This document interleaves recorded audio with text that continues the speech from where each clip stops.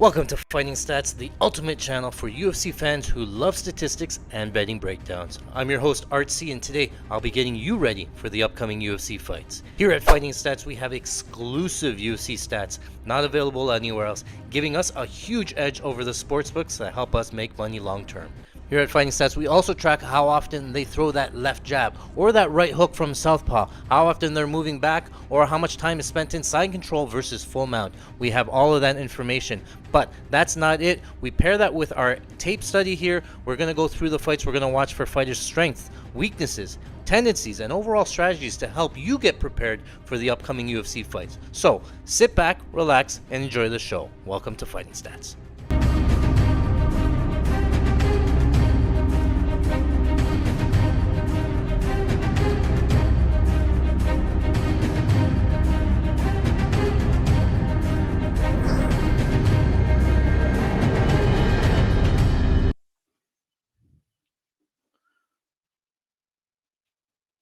Welcome back to Fighting Stats. I'm your host, Art C, and today is UFC Paris. Oui, it's Paris.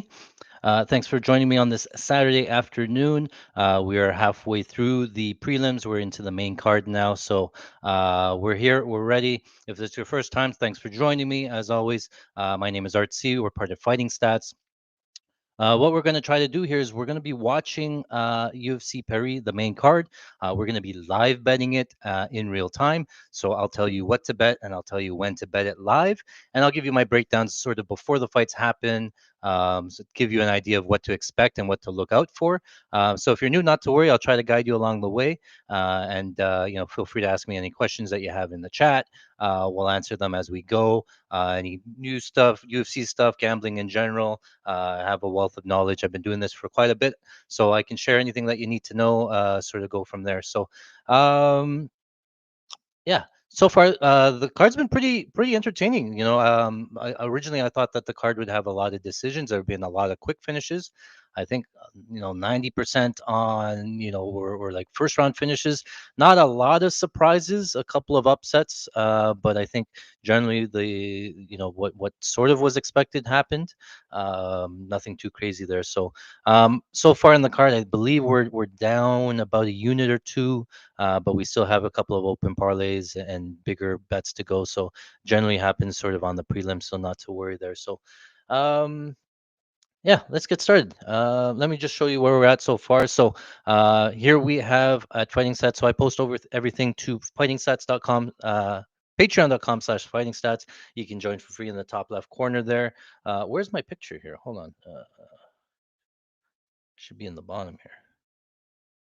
Oh, there it is. Hold on. See me here? Is that better? That's better. All right. All right, so this is our tracker here. Everything that we post over to patreon.com/fighting stats is posted here in the tracker, right? We have all the wins, losses. We track what books they're from. We track the odds, the wagers, running profit, all that stuff, right? 2025 has been a record year, record breaking year. Some crazy runs, and it's been a mix. So overall for 2025, you can see here 539 wins. Let me zoom this in a little bit. Hard to see on the camera there. All right. 539 wins, 734 losses. In total, we've wagered over $500,000. We're up $180,000 for the year. So an ROI of just that one says it's 42% or ROI, which is absolutely unheard of. And it's not just we track sort of straight bets, prop bets, parlays, same game parlays, long shot parlays, takedown, and significant strike props. We track them all. So you can see here green across the board in terms of all of the plays there. A majority of the wins coming from like takedowns, some of them same game parlays, some long shots have been hitting. So we've been doing very well overall.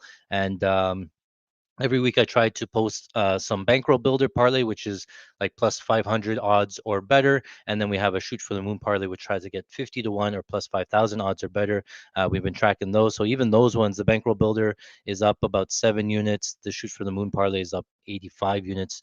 We hit 2 of those, right? So you just need 1 or 2 and then you're great. So this is our profit chart for 2025. We started out, and I think, ideally, if you had to pick an ideal profit chart, this is what you want: consistent decent wins, no real big swings, no real big losses. Right, we continued to go up, and we started here, and you can see a couple of big blips there, and then the last two events we saw a small decline, but summer break, I've been off. I've been with the kids a lot, so I haven't really been focused too much.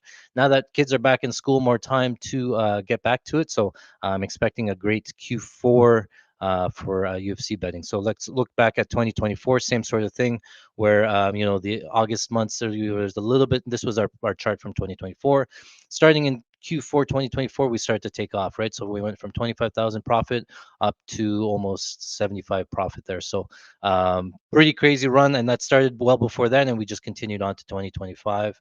Overall, again, we're up on 181, 363 units of profit, unheard of. Normally, that's like a career wise. We're up 363 units pre-fight in 2025. So the best part is, and you guys are here, it doesn't include our live betting profit. So this is our live betting chart. This is only what we're doing for live betting. Overall, we're 200 wins, 147 losses.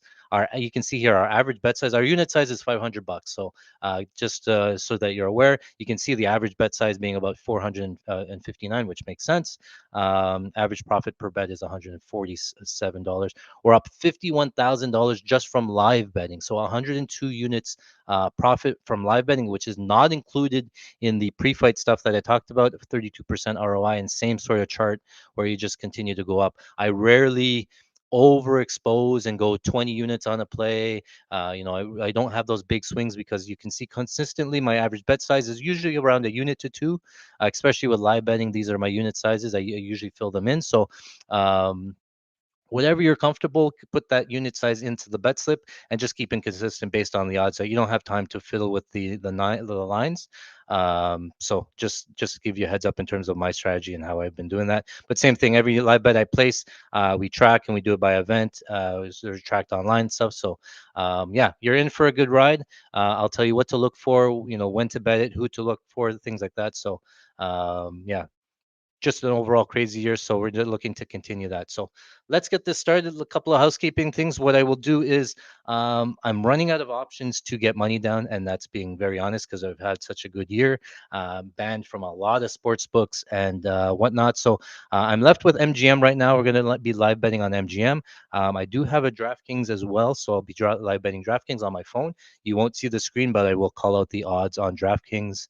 And then what I'll have here is the fight tracker here because we do have some significant strike props and takedown props that we will look at. And this one will update with the props as they go. And then because I can't share my screen because of copyright and it'll get taken down, I put a timer here. So when the round starts, I'll start the timer. It'll tell you when or how far I'm at or when I'm watching. I'll move that up a little bit so you can see because I'm not covering it, but give you an idea where in the fight I'm at, and then sort of live betting from there. And then as the fight goes on, I sort of check off who I think won the round one, round two, and so it helps us remember live betting. Where we think the line might go, where the value might be. Some rounds might be like 50 sort of thing. So just keep that in mind. But we'll talk about the strategy as we go. I know people are dying here to get into the bets. Right off the bat, the William Gomes fight is next. I'll tell you right away that I like the William Gomes side. I like his money line. Um, uh, he's had a couple of close fights, William Gomes, but I think he's better almost everywhere here. And we've seen a sort of a trend here with the French fighters, right? We saw C get like a pretty much cupcake matchup for him. Who else was the one? The Hardwick, not really French. What was the other French one? Sam Hughes was an easy one. Uh, yes, he was on Solas, but Solas on short notice, so I don't know if that wasn't really like a matchup made for him. This one, the Gomes one, feels like it's a matchup made for him, where Gomes will have the advantages almost everywhere.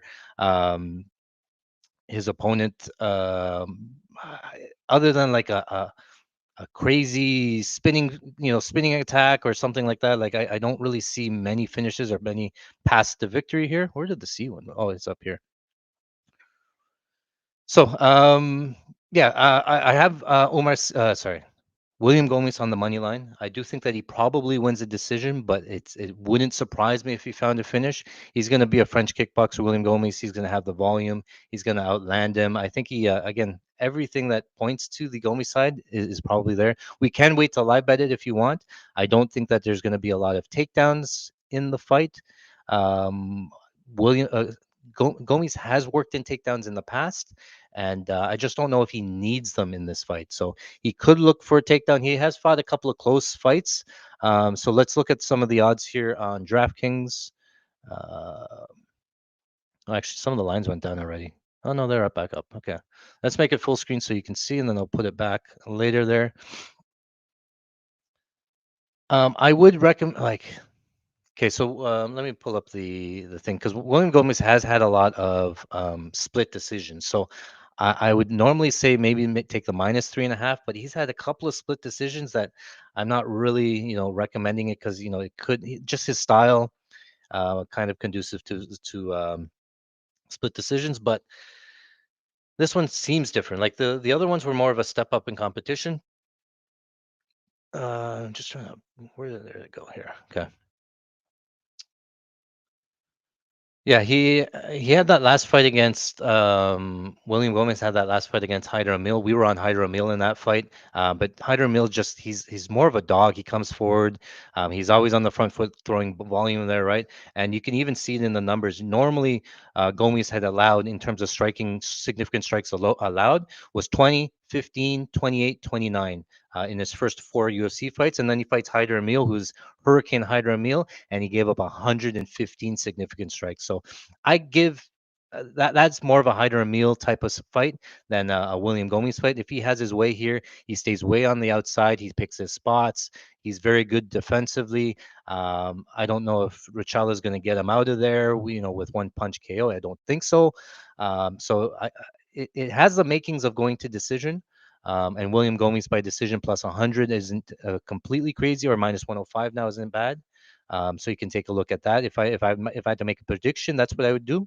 But you can take money line because his it is possible that he finishes him. So one of the things I like about DraftKings is that they offer these like finish only, decision only, first round only type bets, right? So I think they're all decent. I think Rachala's path is probably some kind of meme finish sort of thing. So, finish only for Rachala if you're like that side is not a bad play. But I think technically, striking wise, Gomes is probably going to be the better, superior striker.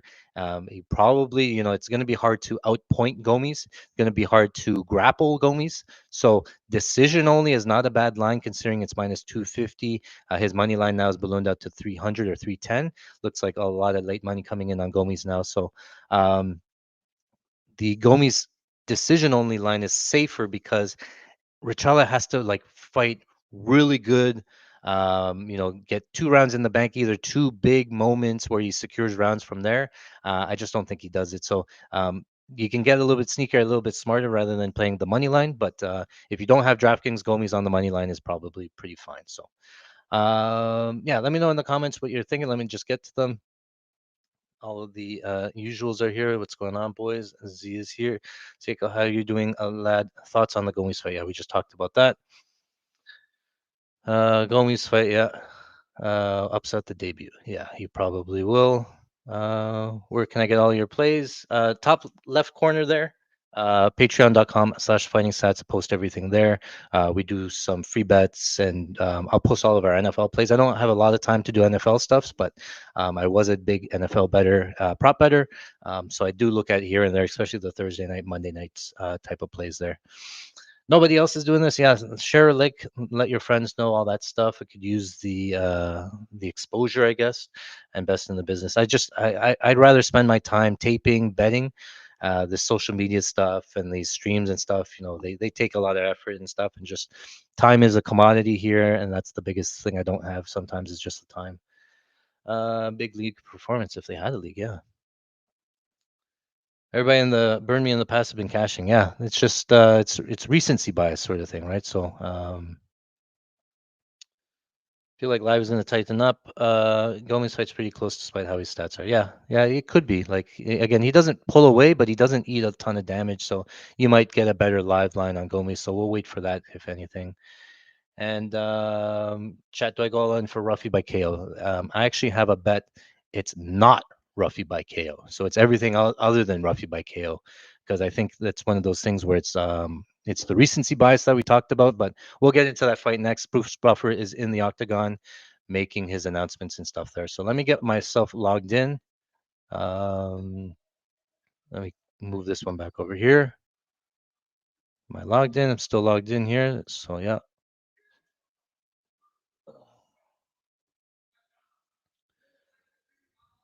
Okay, so I gotta log into DraftKings on mobile.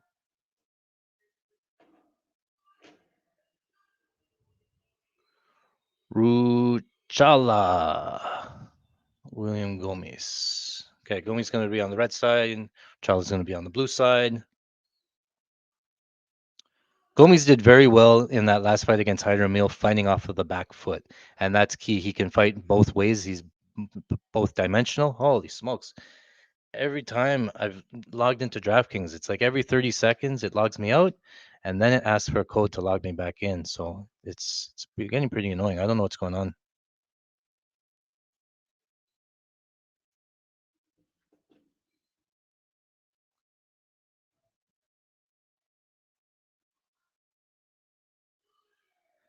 Yeah, we're gonna try to get Gomis on the live line. I'm not predicting any big moments, but I think you'll see pretty early the speed difference, the technical striking there, and maybe if we do see it, then I'll load up early, sort of thing.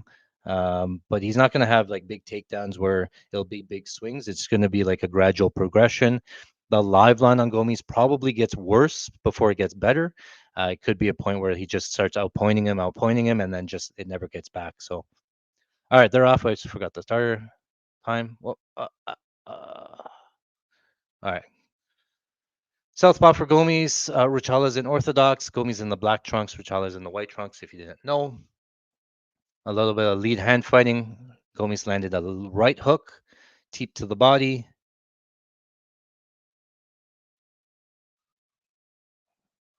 Also trying to get my live lines up.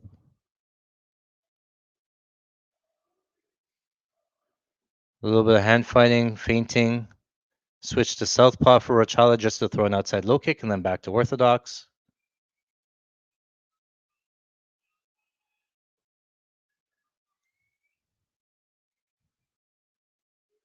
Yeah, it's just like French kickboxing style, right? It's like not enter the pocket, a lot of like distance strikes. Um, don't take a lot of risks, defensively sound, but it's hard for them to pull away. Gomes with a high kick that's blocked. Still southpaw versus orthodox, so look for the rear kicks. Gomes moves back as Ruchala moves forward. That also means that, like again, less risk. Inside low kick for Gomes. Ruchala returns outside kick, another outside kick.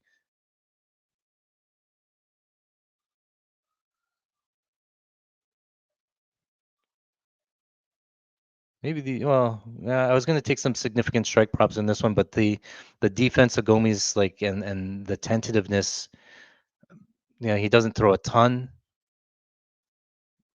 but this looks like a Gomes fight. Like at range, way outside, he gets to pick his spots. Ruchala is not on the front foot; he's backing up. I'm going to load up a Gomes bet, 1 unit in the bet slip for Gomes. It's still minus 315. If the line moves at all in my direction or in our direction, I'm going to press it. And if it doesn't, I might still press it anyway.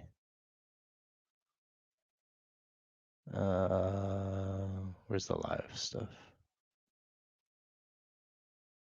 Ruchala missing on a big right hand spin kick there.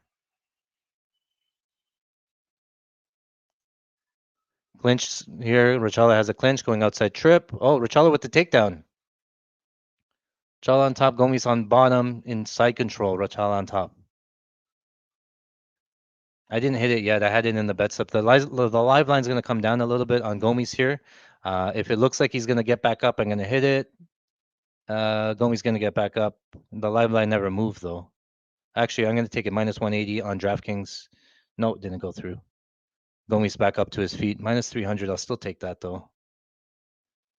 Minus 300. Gomes, $500, 1 unit. Yeah, I'll take. If it was 180, I would have taken it. Yeah. So I got 1 unit minus 298. That was the pre-fight price. We just saw Richala get a takedown, get into side control, and Gomes had no problem getting back up. So that path is sort of gone there, and Gomes looked to be a little bit faster. I'm okay with taking the pre-fight price now after we've seen, 3 minutes of the actual fight.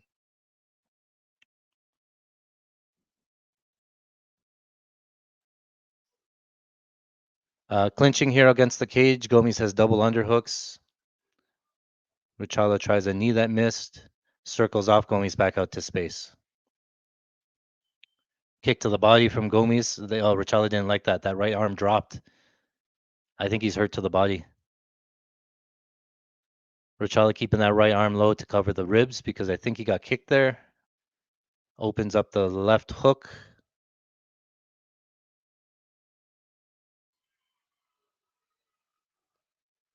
I don't think that you guys are talking about the crowd and stuff. I don't know if the crowd, yeah, sure it does in close rounds, and I think this is still a Gomes round. What are the significant strikes? Oh, the significant strikes seem pretty close in terms of the numbers. Move that up here. 450 on MGM for Gomes, 395. We got in at 300. Oh, Richard just missed a right hand. Inside kick for Gomes, kick to the body again for Gomes.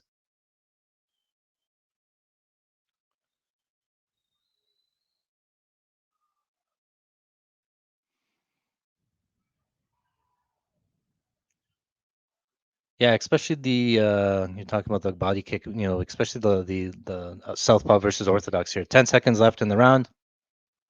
Nice elbow from Gomes, stumbles Richala back. Another kick there. All right, that's round one. So I'm going to give that round to Gomes. I think he's up.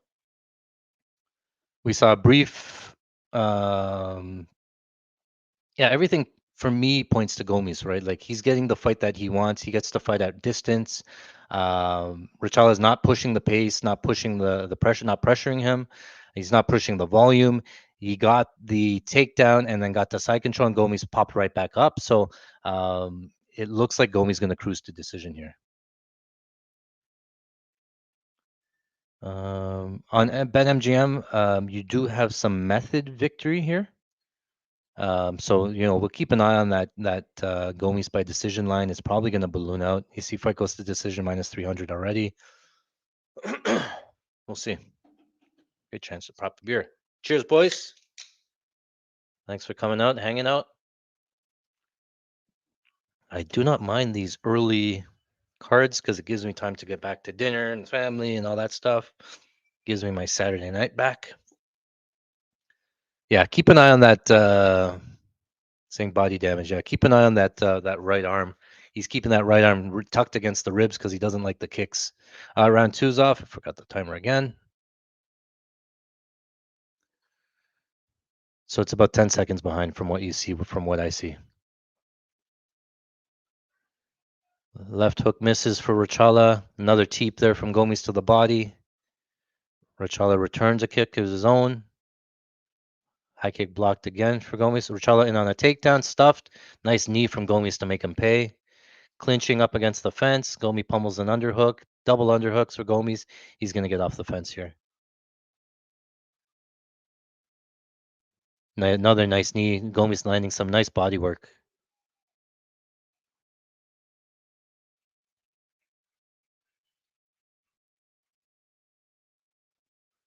Side kick there. Right hand over the top for Gomes.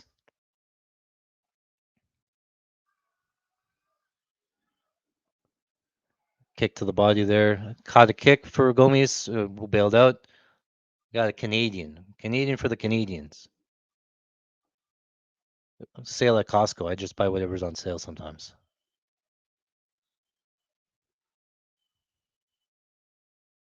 Oh, Richala. Gomes just missed a left hook. Oh, Gomes landed a right hand. Oh, that front kick just missed from Gomes. Richala threw a high kick that missed. Richala in on a takedown again. Gomes stuffed again. See, like he had that. Yeah, he can't get on the legs anymore. Richala working some knees in the clinch. Live line minus 750 now on Gomis, 810 on DraftKings. Decision minus 600 on DraftKings. Oh, Rachala on a takedown. Gomis, Rachala on top, half guard. Rachala on top. So watch this live line, see if it comes down a little bit. We might do the same thing we did in round one if this line comes down. What's going on? Referee paused. Pause the action and let them go. I think the mouthpiece or something. Rachala got a takedown into half guard. Minus 600 still for Gomis.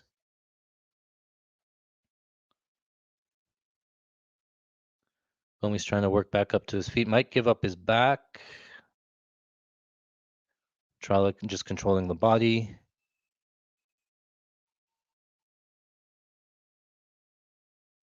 This is where the crowd comes into it, right? The crowd's not making any noise here with Rachala on top. Rachala working just the body with a couple of shots. When he postures up, I think that Gomi's going to try to use this space to try to get up. Rachala brings him back down again. Gomis elevates again. Nope, still on bottom. Gomis minus 500, 450 on MGM.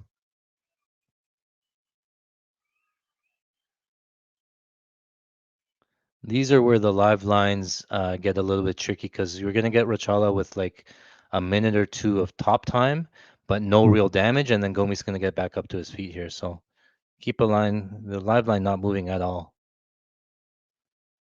Gomi's up to one knee, but Rachala's on the back. Gomi's trying to get in. One hook for Rachala, gets the knees down. Uh-oh. Hold on. Technical difficulties here. No, it's still on the ground.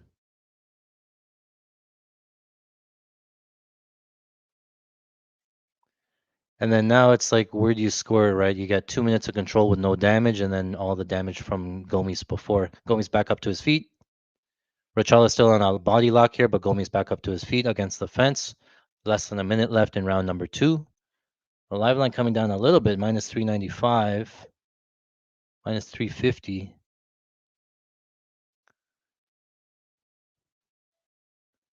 The striking before this was probably Gomis. Like he landed more shots at the body.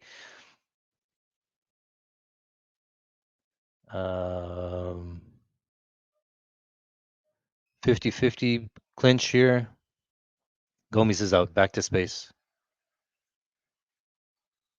I played the Gomis already minus 300, so I'm not looking to add, but it's probably, I'm not confident that Gomis won. I think I would give it to Gomis still in terms of damage.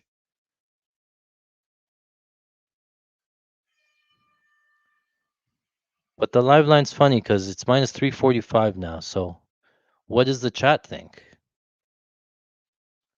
You can't give it to Rachala for top time and a couple of shots to the ribs, can you?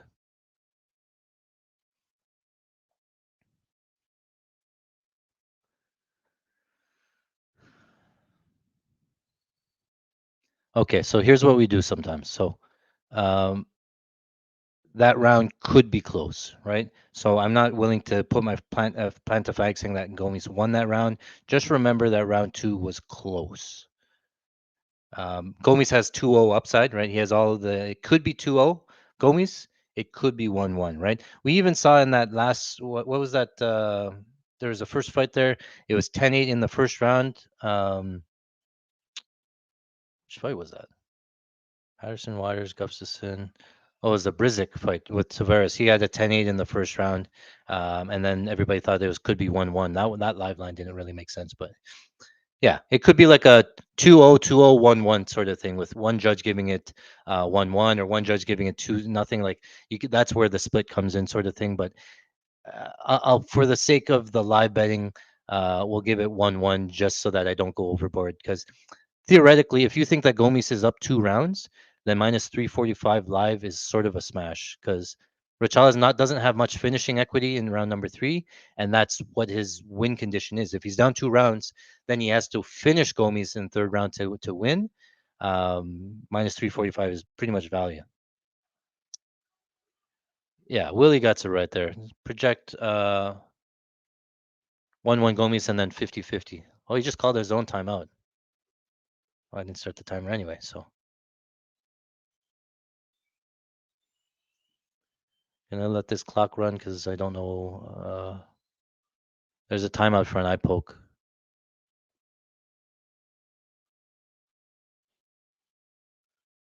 I think we're around there. Odds coming down. You're getting Gomes minus 295, 298. I'm still gonna take 298 for a unit. DraftKings. Another unit at 298. That was the pre-fight odds. I do think that Gomes could be up 2-0, which again minus 300 would be value. If at worst case it's 1-1, Gomes is still favored to win round 3. No real cardio concerns. Yeah, I got to take the 300. Nothing really. His eye's fine. The doctor's in there checking the eye. No funny business. So now we have 2 units on Gomes minus 298.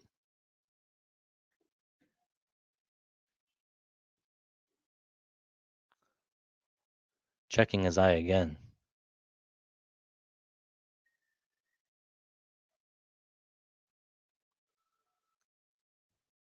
Is good, good. Yeah, the referee says they're good. All right.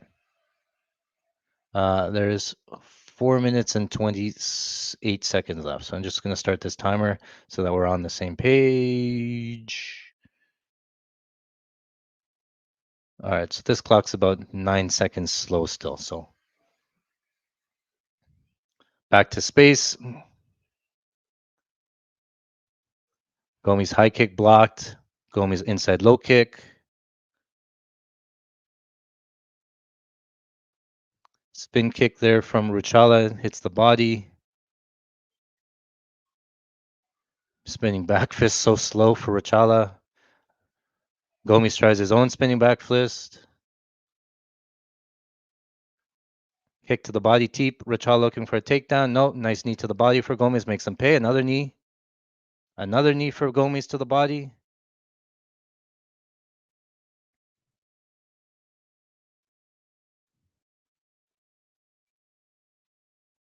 Still, now the line's coming down a little bit. Minus 395 on DraftKings, 350 on MGM. Left straight for Gomes, hits the body. Another spin kick misses. Gomes makes him pay with the left. Ruchala short on the right. Both guys short there. What are the totals for the significant strikes so far? 37 to 29. Yeah, not crazy volume. 3 minutes left. Kick to the body from Ruchala. Oh, Ruchala landed a left hand there. 3 minutes left in this fight. Ruchala right hand spin kick. Ruchala in on the hips, in on the takedown. Looks like Gomes defending. Got one underhook. Yeah, just back to a clinch. 50-50. Gomes turns him up against the fence. Gomes working these knees. I do stand by that Gomes looks better everywhere, faster, stronger. Like he got taken down, but just held down. But once there was space, he got back up. Knees in the clinch. 50-50 position still here. Ruchala looking for an outside trip's not going to get it. Gomes going to break off, it looks like. Back to space. Yeah, he's out. Gomes back out. 2 minutes left. Yeah, see, Gomes minus 2,000 now. We got minus 300 a minute ago. So you got to be able to eat the juice. You can't be afraid of laying it, whatever the price is. You just got to pay it because, it might come out. He might win a unanimous 30-27. And you're like, man, he was minus 300 up 2 rounds.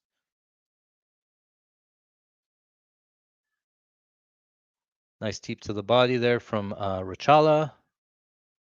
Inside kick there. I should have added more to Gomes' decision. Outside kick for Gomes. Ruchala look for a takedown again. Makes him pay with the left hand for Gomes.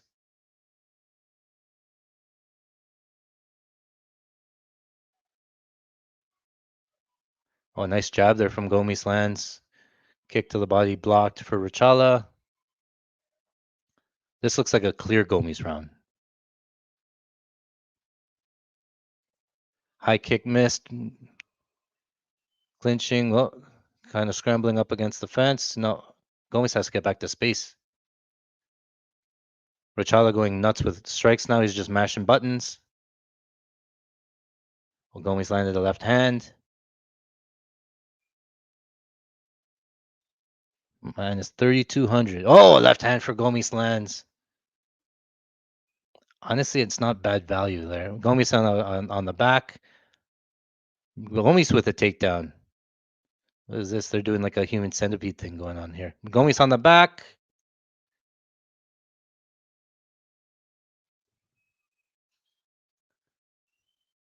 Gomes on the takedown now. Has hands together. He might get one last takedown. And 20 seconds left. Rachala with a couple of elbows. Gomes with another takedown. Who had Gomes takedowns? He got two. He ends with two. Stamp on it. Honestly, 8,500 now is probably a free money. 500 bucks to win $5. Should I lay the minus 8,500? No, we'll let it go. All right, so goes to decision. I think this is going to be a 30-27, 30-27, 29-28 type of card.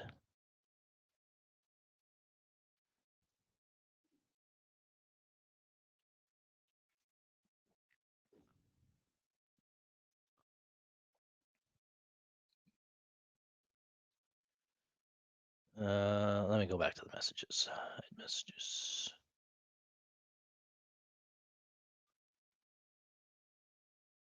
Can I hold on here? What does this do? Oh, chat. What if I do this? You guys like that with the chat? You guys want to see the chat on the screen? You guys tell me. What do you guys say? Oh, Gomes is quicker. Should have taken him at minus 300. He's up to 14. Yeah, you gotta pick your spots. When you see it, you gotta take it, right? You can't second guess it. You just gotta go with it minus 800, right? So sometimes a balloon up, but we saw how um, there were opportunities to buy back on Gomes, right? After he got the takedown or after he gave up the takedown, right? Where am I supposed to be here? Side to side. I'm trying to figure out what's best. You don't need that. You don't need to see my face. Oh, okay, I'll be on the bottom here. Nice point. Buying on the 300. Yeah. Gomes was clearly winning. Still happy to get minus 180. You're getting a better pre-fight price by live betting it. Here's Bruce Buffer.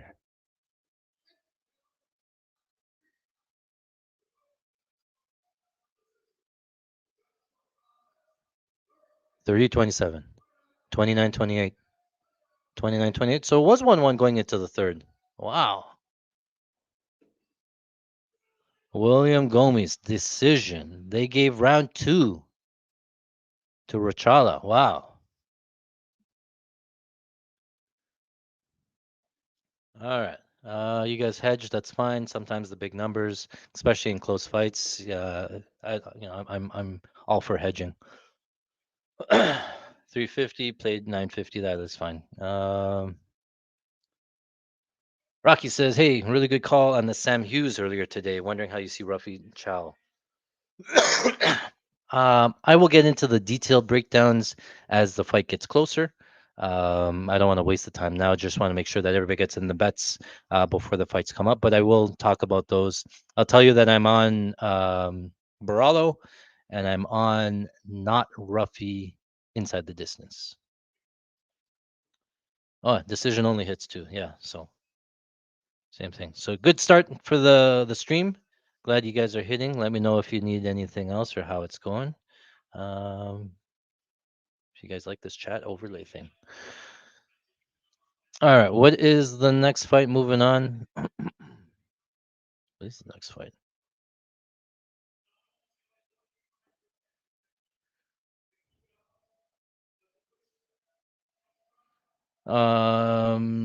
Okay, so the McKee fight's next, right? And I'll tell you this.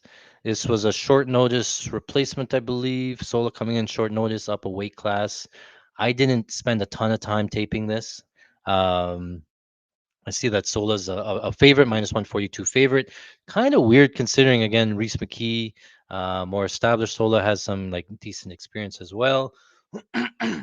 Undefeated, I guess, as maybe doing that. But, he's coming from Aries. He has a couple of like 5-round fights. So, his cardio is pretty good. His last fight was in June.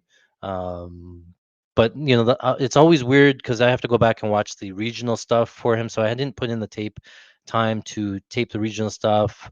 Um, but I do know that he can grapple and he can wrestle. And I do know that one thing about Reese McKee has always been his like lack of takedown defense, right? He hasn't fought a ton of guys that have wanted to take him down. Um, obviously he got taken down by Chimaev in that fight. That one only lasting 3 minutes, but that's Chimaev. Everybody gets taken down from Chimaev, so throw that one out. But he gets taken down 3 times by Alex Morono, and Morono's not really a grappler. That's sort of concerning. He didn't defend any takedowns from Morono. He gave up 6 takedowns to Ange Lusa. Ange Lusa's not really a grappler either. And then Chidi shot twice. He defended both of those. But again, none of those are real grapplers, right? Not saying that Sola Exol is an amazing grappler, but he will try to grapple. So I think that's where the line is, and that's why he's the favorite. Is that he has grappling upside on the feet. I do favor Reese McKee on the feet. I think his striking's a little better, a little bit crisper, things like that. But it's sort of like the takedowns might be so free, so it doesn't matter how good you are on the feet. If you get taken down, you'll end up on bottom. Right? He gave up 6 minutes of control time to Ange Lusa. It's a stay away fight for me, and sometimes I see these ones a late notice, especially up a weight class. Is the smaller guy going to get his grappling game off, or is the reach advantage going to be something? So I'd rather live bet them here in these situations, not spend a ton of time having to research them, because again, time's limited. So I do leave them. This one was moved to the main card, so that's what it is, though. So in terms of bets, though, let's see some bets here. Looking at the lines, you got some KO. Let me see here.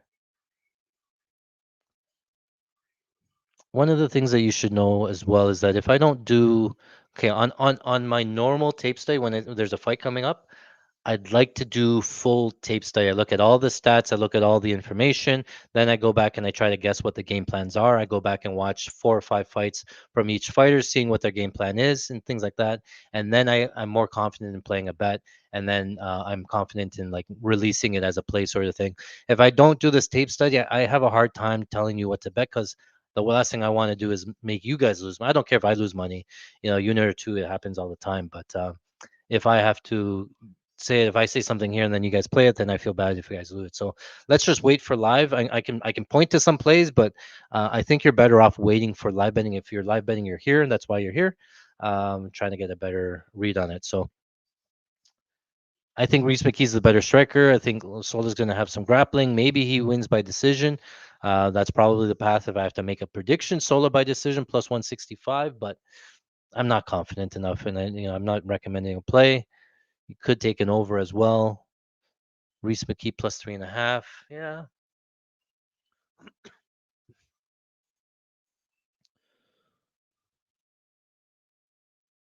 Yeah, you guys said KO only could be decent. That's not a bad shot. What is it? Fight lines on DraftKings. Hide these things because you can't see me on bottom. Trying to play with the. What if I do that? Does this one work? No, that one doesn't work. No. That's okay for now. When the fight starts, I'll go back to the other one.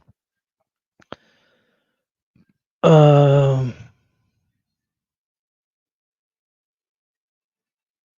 Yeah, I'm not going to spend too much time on this one, guys. I don't want to force it. You guys can tell me what you have. You can recommend it in the chat. Solo decision seems to be the way.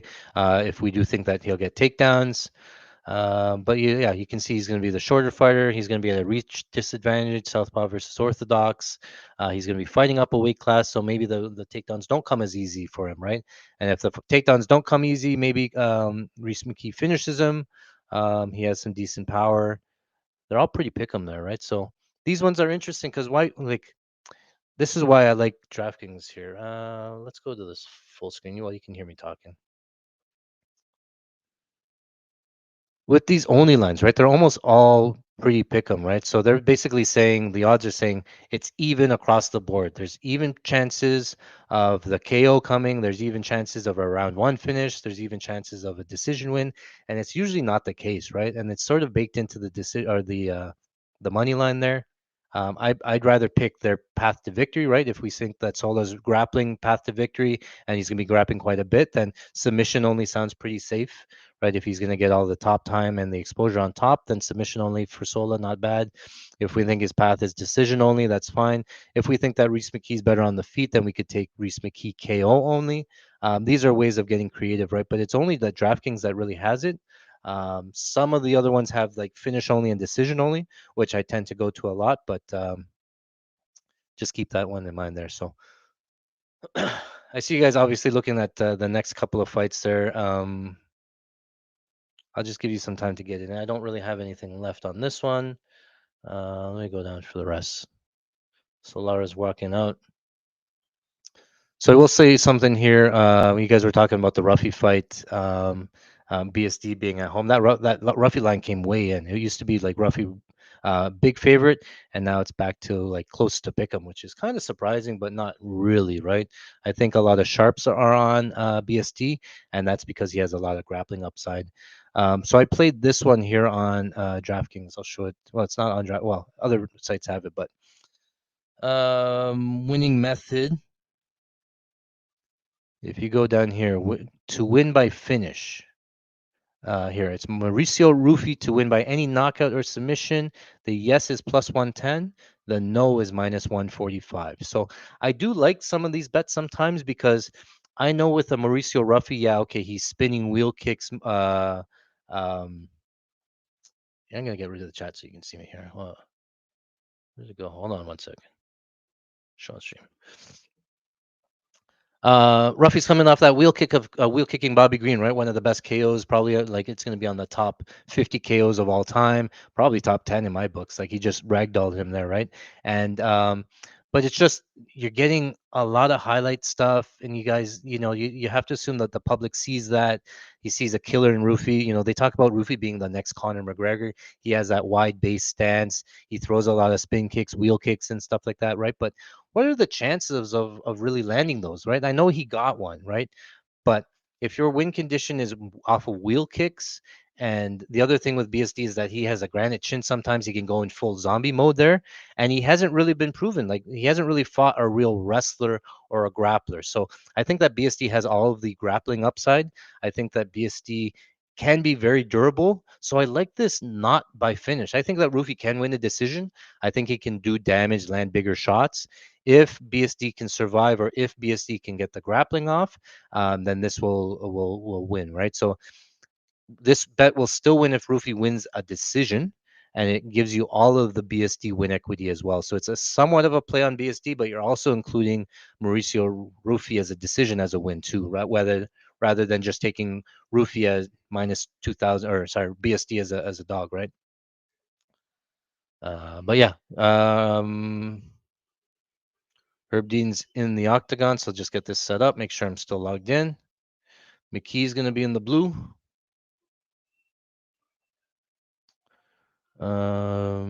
He spell his name. Sola. Sola. Is that a gas car? No, Sola.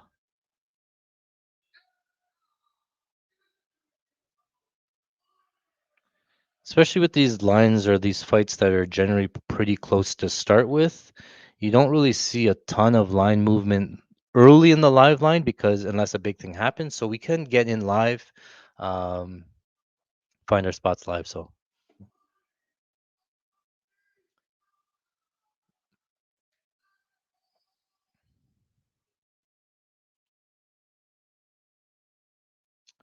oh, it's still going. All right. So logged into MGM, logged into DraftKings.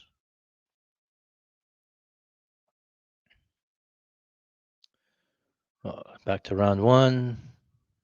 Sports. Oh. All right, they're off. Round one. All right, McKee is going to be an orthodox Sola in southpaw. So same thing. Watch for the rear kicks. Watch for the rear hands. Watch for the lead hand fighting. Watch for the lead feet. They're already stepping on each other's feet. Normally, you want the outside leverage on the foot.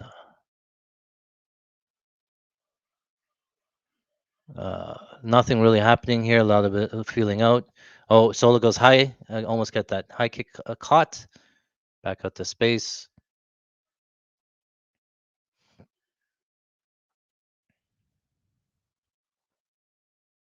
And you know what? I'm gonna load up a Sola bet because he has more chances that he goes for a grappling, and if he gets the takedown, the line's gonna move. So I'm gonna load up a Sola bet. And when I say load it up, I mean put it into the bet slip here like this. There you go. MGM can only bet when the fucking thing's all the way this way. All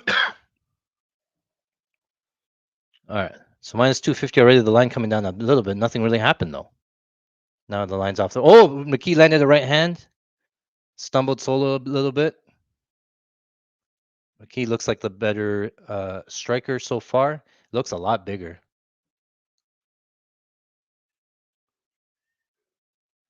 1-2 misses there for McKee. McKee using a high shell there. Nice striking going backwards for McKee.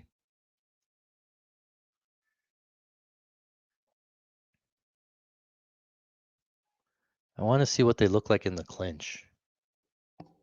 1-2 there for Sola. I think he landed the left hand. 450 on thing. I'm gonna take some McKee here on MGM. I don't get this line. Nothing happened. Plus 300 on Reese McKee. Plus 300. That line's way off. What are you guys seeing? What happened here? I got in Reese McKee plus 300. Why did it jump so much? They're still in the middle. They're still striking. Oh, Solo goes for a takedown. Oh, he got a takedown. McKee's back up to his feet though. 2.5 left in round number 1. McKee's back up to his feet.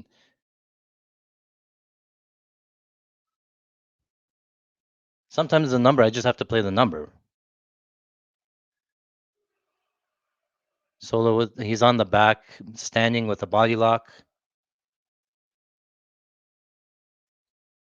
It's half a round's gone by with no real action. Look, Solo's here. What is the stat number? He's landed 8 significant strikes. How can you make him 600 minus 600 to start? They're still standing. I think yeah we. I'm gonna look to arb off if I can. If the line comes back down, so keep that in mind. We got some plus 300 here, right? On McKee. So if McKee gets his moment, I think I'll come back on that side. But for me, it doesn't. I don't know why. Why might have missed something. Okay, so we got plus 300 on McKee on MGM. The line might come down a little bit, so I'm going to watch on DraftKings for the solo line. If it gets back to like pick 'em, then I'll come back and arb on that side. My timer here. Solo's still on this body lock up against the fence, working this, but they're still standing. I don't know what Solo's trying to do. Knee, the back of the knee. He's working on a takedown up against the fence, but it's like a pull down, a couple of knees there for Sola.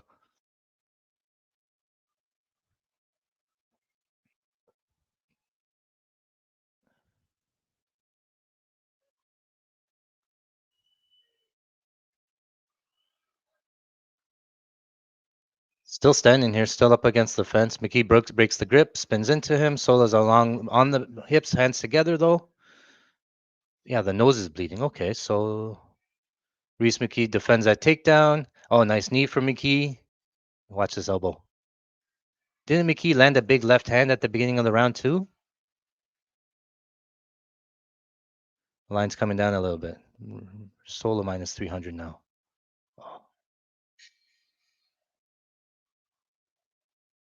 Remember, Solo's on short notice too. Up a weight class, and he's been struggling on these takedowns. Solo got the takedown that we thought he would, but then Reese McKee popped back up. Then he was on the body working the takedown again, struggling for the takedown. To me, the live line didn't make any sense. How does he get to 8-10 2 minutes in?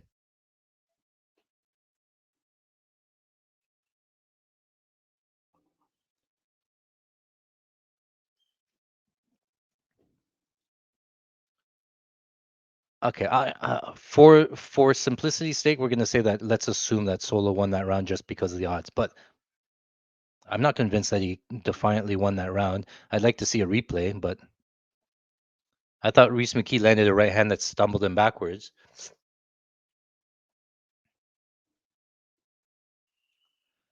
And now it's coming down a little bit. See, so now we can come on the Sola side and arb off if we want to. I think it's gonna come down to pick him.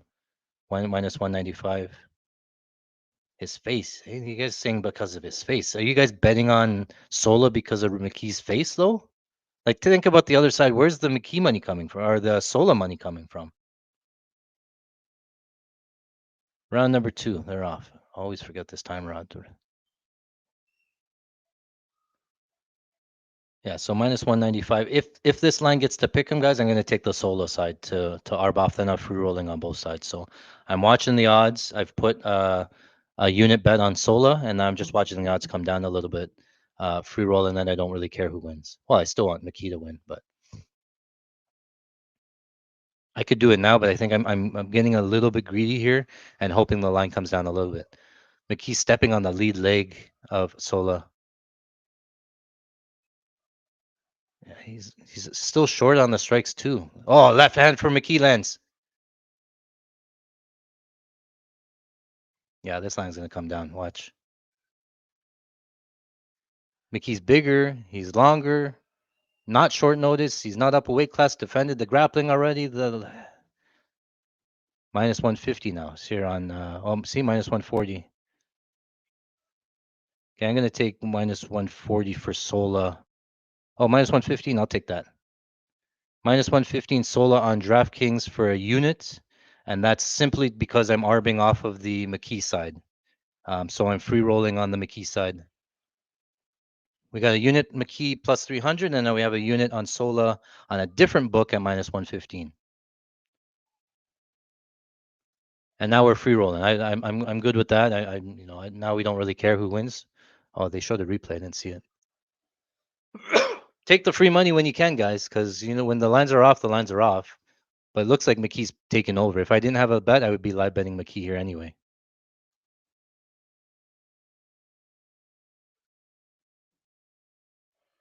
Sola lands a right hand, like a fist right hand. McKee's on the front foot. I think a McKee's finish is coming. What's the McKee finish? He's starting to land. I want to add to McKee, but I already had 300. I'm going to leave it. Discipline.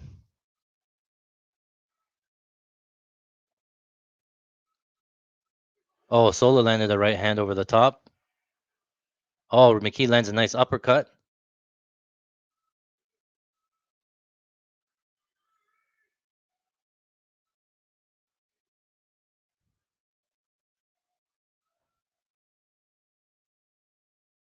Left hand a little bit short for Sola.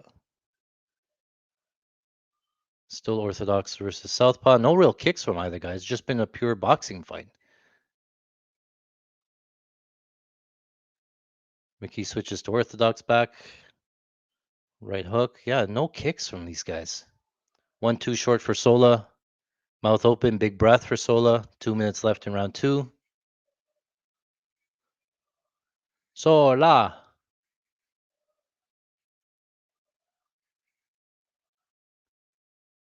Clinching here, middle of the cage, knee for McKee. Sola pushes him up against the fence. McKee defending. Overhook and hand fighting. Oh, Sola looks for a back elbow, misses. Minute 25 left. Sola still working on a takedown. Another back elbow there for Sola. Oh, McKee on the neck. No, not going to get it. McKee has to circle off here and get off the fence. Stop throwing a knee.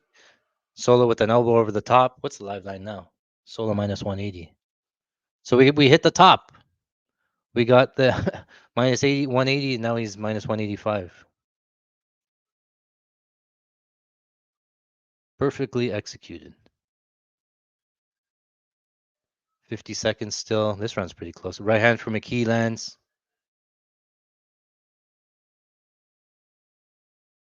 I'll dig to the body there from Sola. McKee, a couple of uppercuts. Yeah, I'm not going to add any more live. I'm already free rolling on McKee. I'm fine with that. If Sola wins, I break even. Sola on an arm triangle standing. Sola using an arm triangle. Oh, no, they're back up. Elbow there for McKee. 20 seconds round. Oh, McKee looking for a ninja choke. Oh, he's still looking for a ninja choke. Nope, they're not going to get it. 10-second clapper.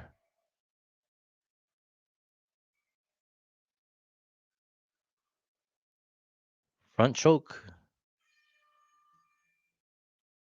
See, now this line's all over the place. I thought that McKee was taken over. I thought that he won that round as well. But the fight could be all over the place. Sola's, the hometown guy.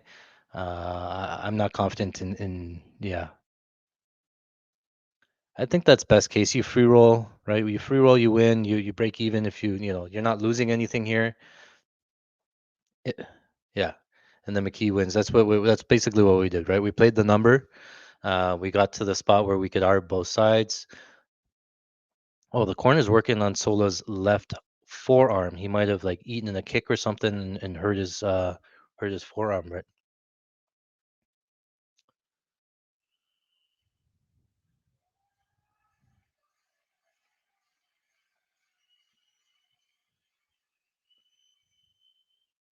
Round number 3. What are strikes at? 33 to 28. Look, 0 leg kicks. These guys didn't kick at all.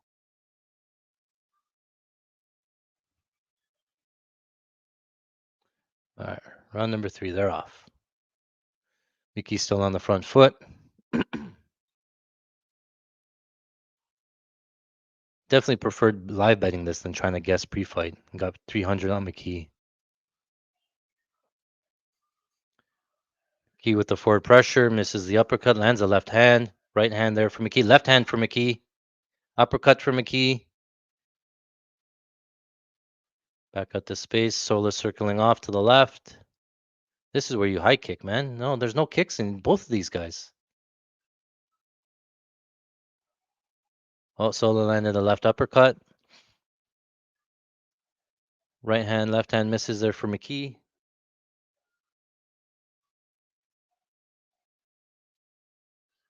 Oh, nice uppercut from McKee again. Just misses. Oh, landed a left hand for McKee. Dig to the body from Sola. Uppercuts from McKee. Oh, this would be a good strike, significant strike fight. 1-2 lands for Sola. Right hand for McKee.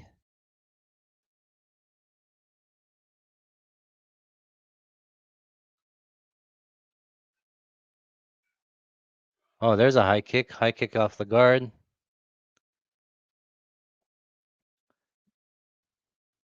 3:34 left in round 3.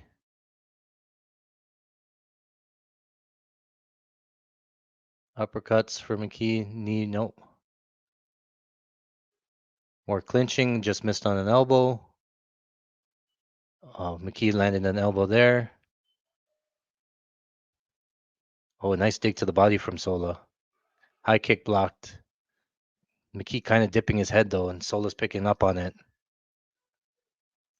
Oh, a nice roll. Oh, dropped. Sola dropped McKee. Sola finished. What is going on? What the hell? Herb Dean with the money on Sola instantly stops the fight. Sola round 3 finish. An insta stoppage from Herb Dean out of nowhere.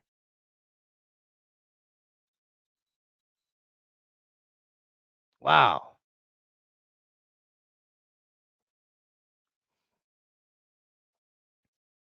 Sola round 3 KO. Herb Dean was in there before McKee even hit the ground. Gives the French crowd the fight that he wanted.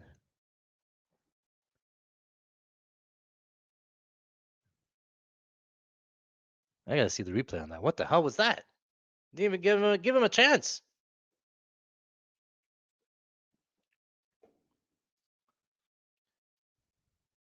Here's the replay. Ducks under.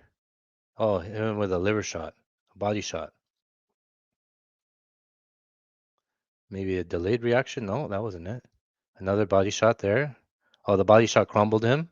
And then he was grabbing the legs there. Goes to it. Yeah, McKee was getting back up. It was bad visuals. He was covering up a little bit. He landed two or three ground strikes, and then Herb Dean was calling it off right away.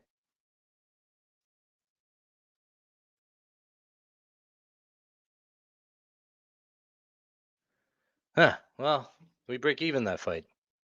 That's upsetting. I'd like to see the scorecards. Let me know if you find the scorecards, because that was a weird one.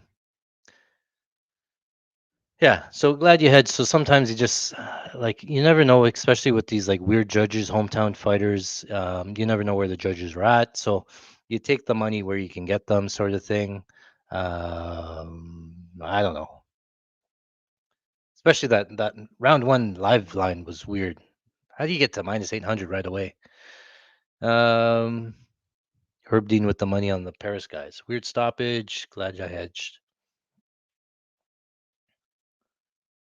All right, so this is a good question. Do you ever full hedge ARB? So here's what he's talking about is that Sola got to minus 800.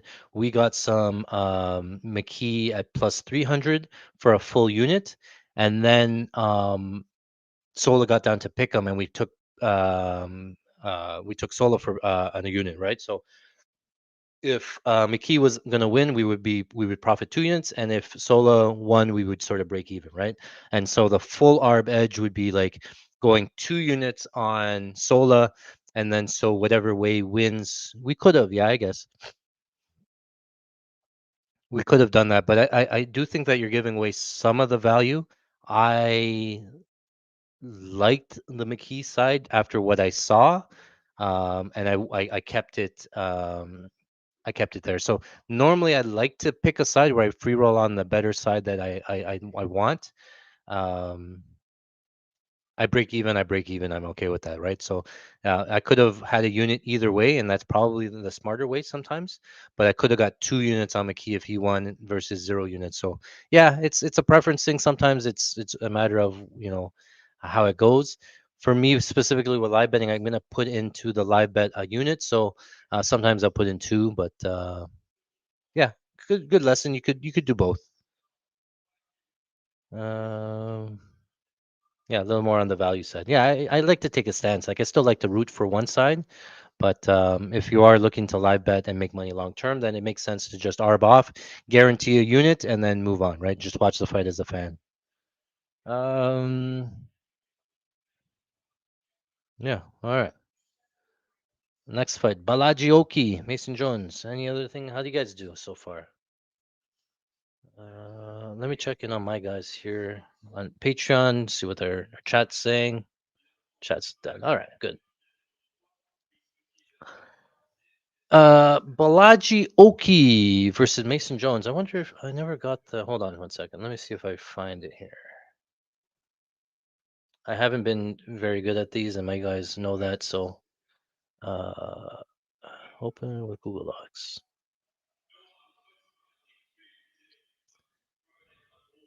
They work the body. No, this doesn't work. Just give me a second. I'm trying to pull something up. Download.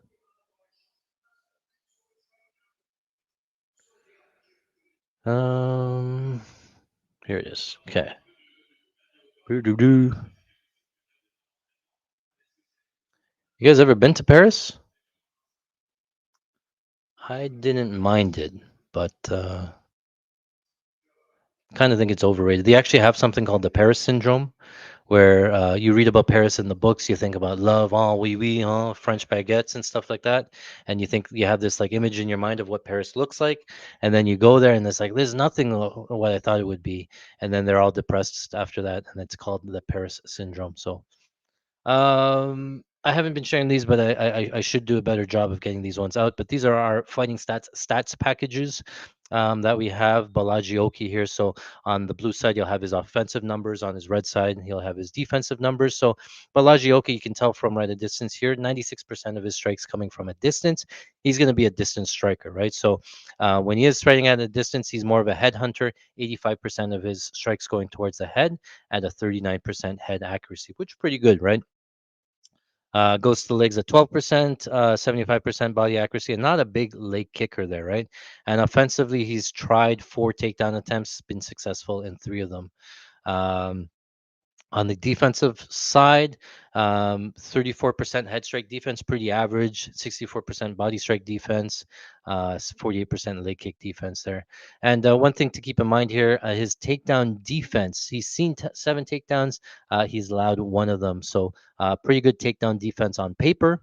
And then striking numbers here, offensively striking numbers by thrown by round.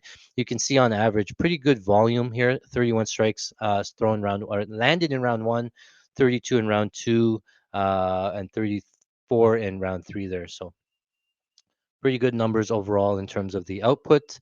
No official knockdowns in the UFC yet, so 0 knockdowns there. Defensively, though, you can see here his striking defense pretty good round one, only allowing 14 strikes landed in round one. But then his striking defense goes up round two, allowing 27, up to 33 in round three, right? Also has not been knocked down, but the striking defense pretty worrisome that the fight goes longer. So keep that in mind. Maybe he wins round one and then rounds two and three, the striking defense comes down and Mason Jones starts to take over a little bit, right? And then here I want to talk about the not the offensive grappling, but more of the defensive grappling. Timmy Kwamba attacks 6 takedowns. He allowed 1. And then Chris Duncan goes 0 for 1 there. But for me, I think that Mason Jones, Balaji Oki is going to be the better technical striker, right? He's very good technically, good hands, good striking defense. But the difference is that Mason Jones is one of those dogs that just keeps coming forward. You can see it in the promo package, just always forward in your face. He's not going to stand at range and fight a technical striking fight with you, right? He's going to be in your face, making it dirty. And the other thing is, Mason Jones can grapple, right? And we saw it in that last fight, right? So Mason Jones was a big favorite in his last fight against Jeremy Stevens, that came over from Bare Knuckle FC. Same sort of deal where Bare Knuckle, you figure that Jeremy Stevens' best path is to strike and trade with you. So what does he do? Mason Jones goes for takedowns. He lands 8 takedowns on 12 attempted here. So I see it somewhat similar here for Mason Jones. I think the takedown is going to be pretty big in this. I don't think that Belagioki has really fought a real grappler wrestler yet. Not saying that Mason Jones is a stud wrestler, but he does have that path. So on the feet, I think it's going to be pretty close. I do think that, again, Mason Jones doesn't give Belagioki the type of fight that he wants.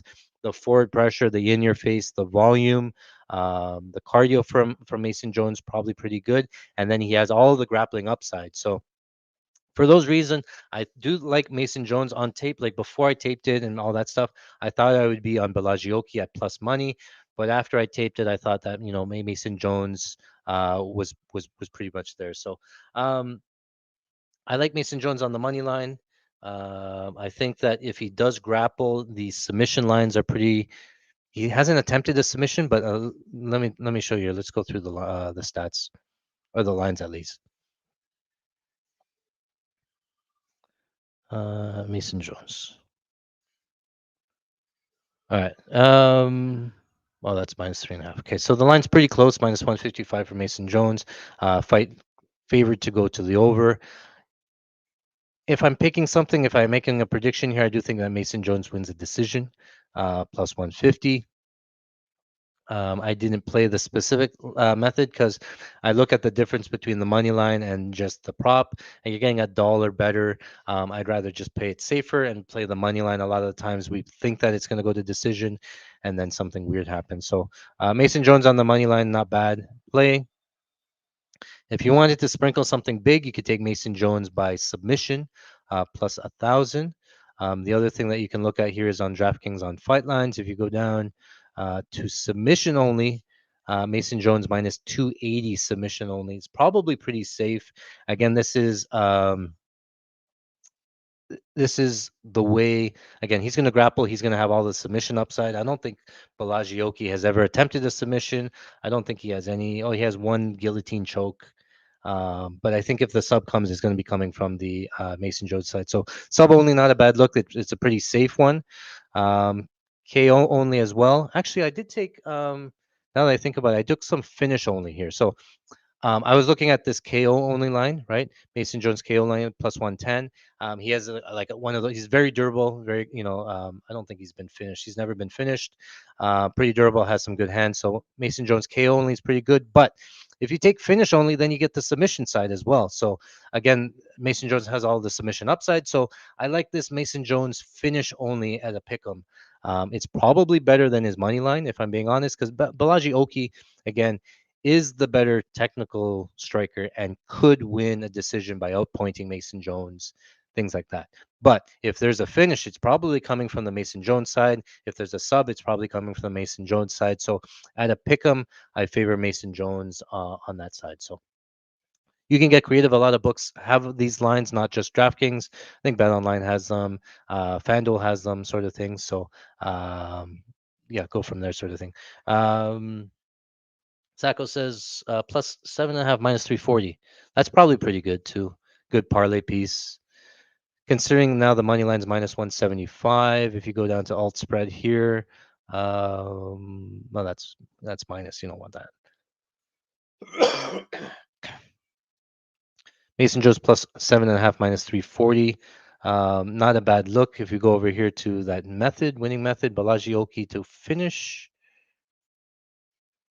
Balagioki to finish is plus 300, not to finish minus 450. So you're, yeah, they're all bad, not bad plays. I like the Mason Jones. We can see if we can live bet and enter live. Man, it knocked me out again.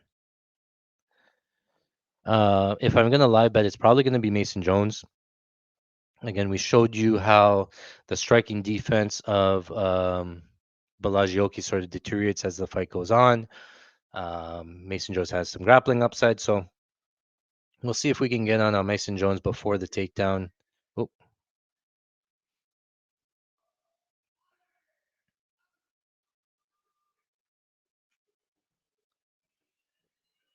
every single time, DraftKings. What is happening?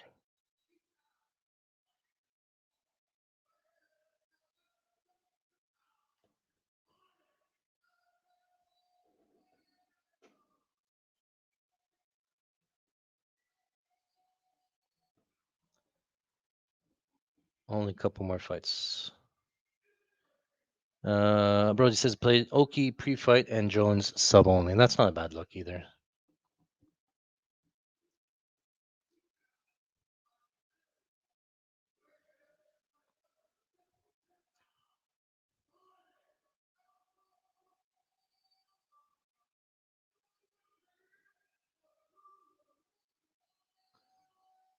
Zulu Warrior. Okay.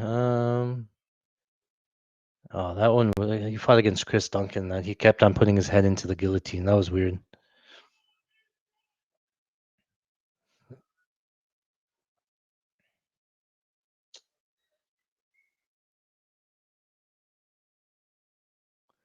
All right. Right now, I only have MGM for now. Crazy. All right, they're off round one. I didn't type in the names, but Blagioki going to be red corner. Jones the blue corner. Oki. That's just all I remember. Jab from Oki. Jab from Mason Jones. Right hand return from Oki.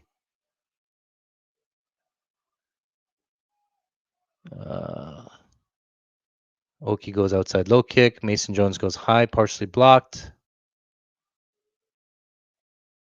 Oki pretty fast. Right hand, left hook just misses. Oh, knockdown for Oki. Oki with the knockdown. Mason Jones knockdown again. Oki follows him down to the ground. Mason Jones trying to grab position here. Oki trying to ground and pound. Oh, landing some big ground and pound here. He could go out with next shot. Oh, man. Survive. Hold on to him. Oh. Oh, they're back up to their feet. Oki throwing some big power bombs here. We got to keep an eye on this live line. Oki might punch himself out. Oki, Mason Jones surviving, barely. Just, we got to watch if this might be a 10-8.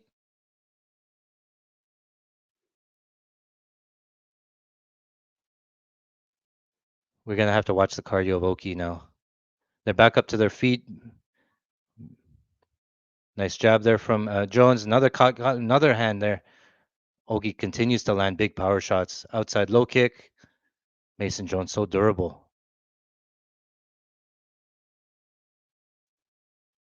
My code.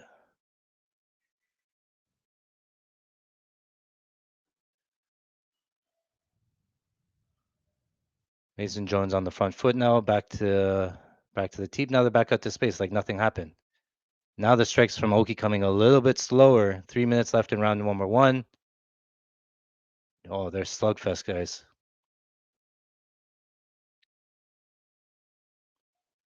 Clinching here. Jab misses there from Jones. Right hand misses there from Jones. Jones on the front foot, though, man. What's the live line? No, there's no way. Oki's minus 195? 154? What?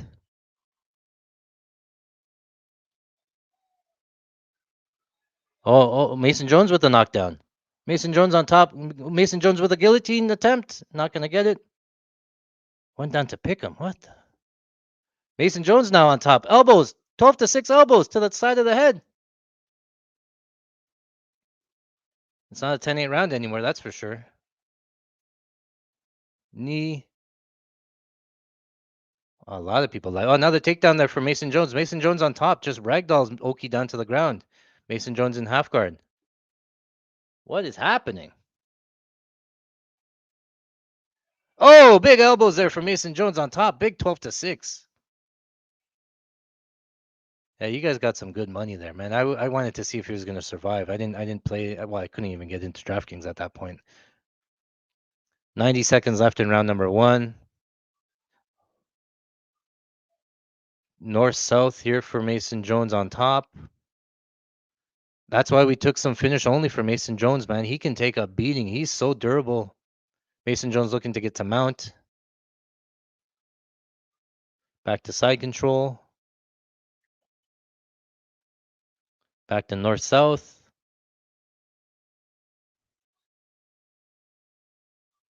Yeah, what a momentum shift. Now Mason Jones minus 500. Crazy. Oh, Kimura for Mason Jones here. The arm was so close, bending. He was close. Yeah, he's just a dog. He just keeps coming. And that was Oki's best chance there. I think he's going to be, we talked about the cardio. Yeah, Mason Jones 1150. 1150 live. That Kimura was so close. Knee on the arm. Mason Jones still controlling here on top. Crazy shift in the odds, man. And we didn't even get to the end of round one to live bet Mason Jones. He's looking for another key lock or Kimura, 10 seconds. He keeps fishing for it.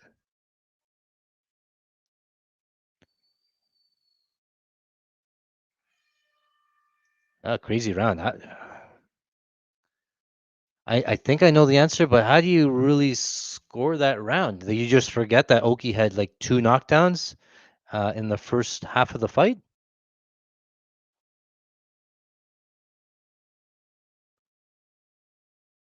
Oh, I can move this thing around. What does this thing do?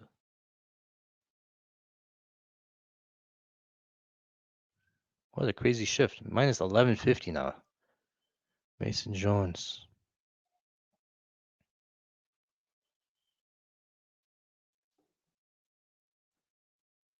Mason Jones. We have some Mason Jones money line, minus 135. Do we want to arb off, guys, or just let that ride? We're going to let it ride.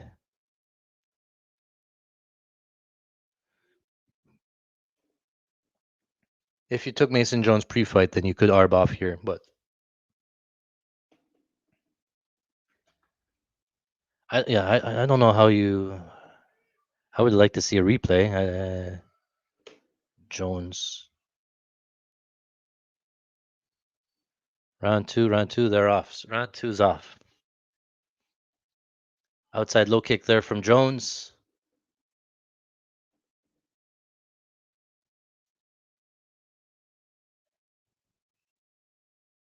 The odds are just assuming that Mason Jones won that round, right? And I guess that's okay, but it could have been an Oki round, no? Or am I crazy? A lot happened that round.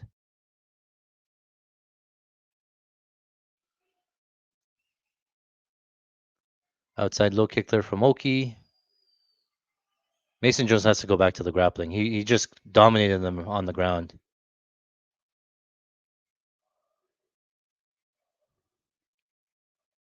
Oh, nice right hand there from Oki.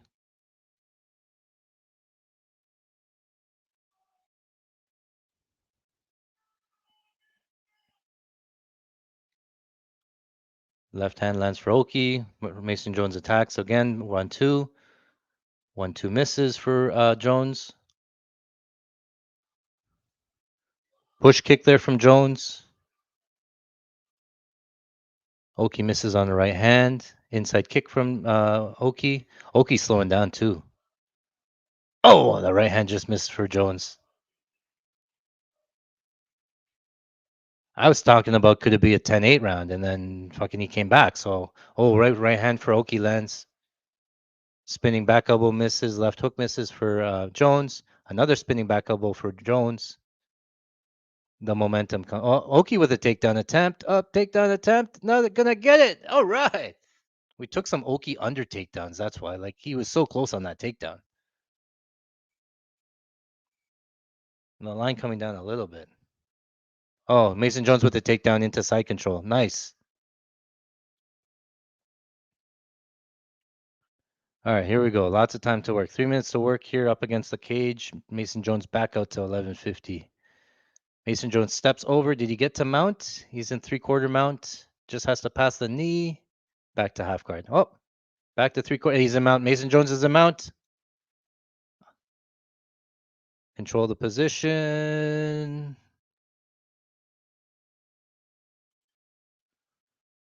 Oki just trying to hold on. Just going to burn out his arms here.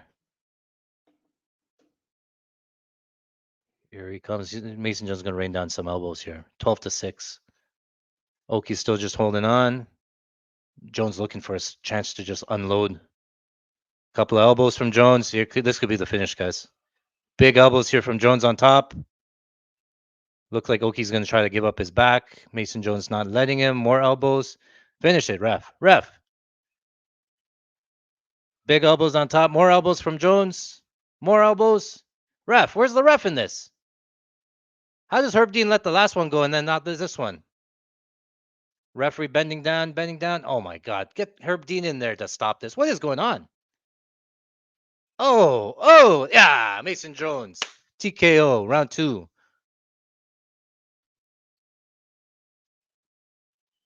Wow. What a fight. Never in doubt.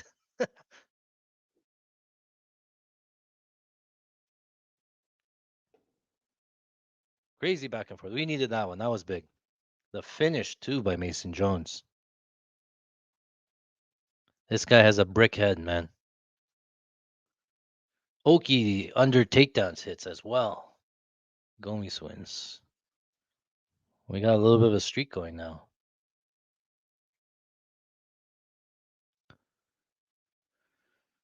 Where are we at now?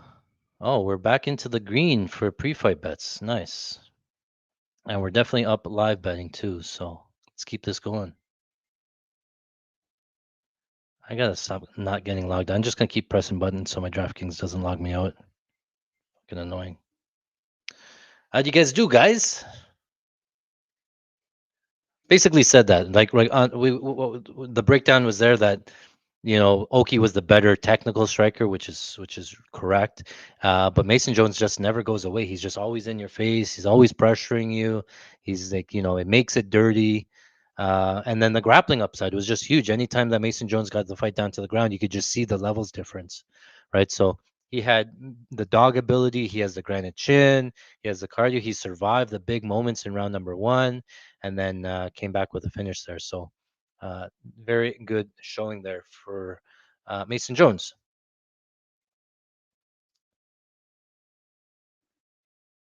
Bomb.com says, I'm new here, first time for your live stream. A great place to watch the fight. Thank you for providing this. Subscribe, and I will be there with you for these fights. Thank you, brother. I appreciate the support. So, just to let you know, sometimes I'm not always on YouTube or X and stuff, but if I am around, then I'm streaming on Patreon. For subscribers, it's a lot more low key, laid back. I don't feel the need to continue to talk and get rid of dead air. So, if you do want to join us, we've been killing it all year. We do these whenever I'm available to watch the cards. We live bet together, so you get that in the subscription as well as all of the pre-fight bets. So it's less than $1 a day, and we're on an absolutely insane run for 2025. So yeah, money well spent, I would think.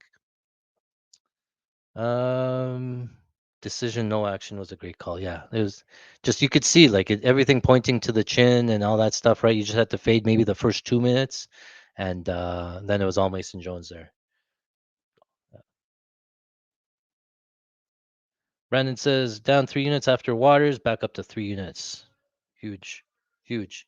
There's going to be ups and downs, right? You can't let it get to you. You know, I've been doing this for so long. You can't get emotionally attached. You cannot, do not chase ever in the like the way that the cards are structured, right? So, the prelim fights, we had Sam Hughes, that one went our way, right? But some of the prelim fights, there's a lot more variance, right? There's not a lot of tape on these guys.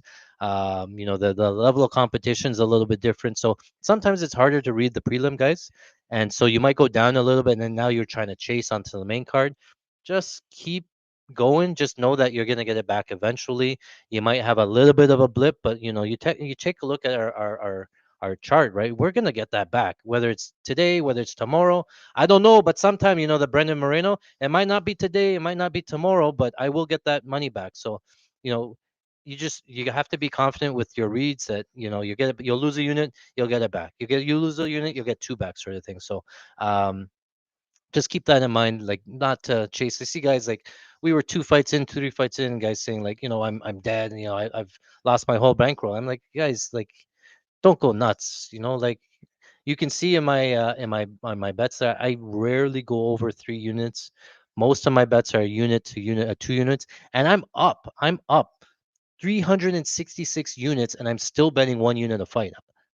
So that I'm being pretty cautious with the unit sizing. A lot of it is dealt with just I can't get action down. I would love to put 5 units on plays, 6 units on plays. To just I don't have the ability to get the money down, but I'm working on it. So you might see some stuff there. So um Danny says, my guy, my Danny, my guy. I'm a subscriber for the last 4 months. Trust me, Art is that guy. So I'm legit as it comes. I'm very transparent. I'll tell you how it is. Sometimes the bounces won't go my way. Sometimes the reads aren't there. But I own up to it, and I'll tell you, what went wrong and sort of thing.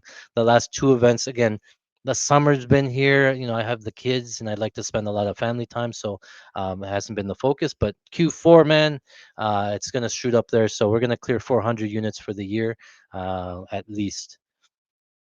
We've been killing this live stream as well. Great calls on the live, cost of subscription, and what does it include? So I'll be honest and upfront. It's $30 a month, so $1 a day, which is nothing. $5 a card, $4 a card.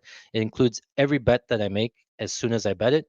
I post it over to patreon.com/fighting stats. I track it in our tracker, and then when the events come on live, we do live streams like this, but without all of the nonstop talking. We live bet together and we make money together. So you're getting a little bit of both, and you get obviously NFL plays, any other plays that I make, I'll post. But I'm not really, trying to say that I'm the best at those. So yeah, DK changes its significant strike structure because of me. That is very true, and we've crushed DK for so much that they've move their lines. They don't offer any same game parlays anymore. I used to be all about same game parlays all day because I could tell you how the fight would go here, right? I would take Mason Jones takedowns and wins, that sort of thing, because you can sort of see how the fight's going to play out. I would have taken Sam Hughes multiple takedowns and wins, no knockdown sort of thing, right? So they got rid of all of those because we've been just continuing to crush them. Even the significant strike props, takedown props, those ones they're scaling them back. So when they get hit, they bring those lines back down, and it's upsetting because they're so juicy. And then I think that we have a DraftKings guy in our Patreon, so we'll see. Yeah. Any other questions? Let me know. We will move on and break down. We're getting to into the whole card's been pretty good. Honestly, it's been a pretty good underrated card. I didn't think it would be this good, and it was actually pretty good. Modestus Bokaukis and Paul Craig here. So off the bat, I will say, let me pull up DraftKings. One of the best lines or one of the best bets, and I'll say just right now before going into the breakdown, so you got a chance to do it over here at DraftKings. Modestus Bokaukis. I think Bet Online has it. Bet Rivers has it.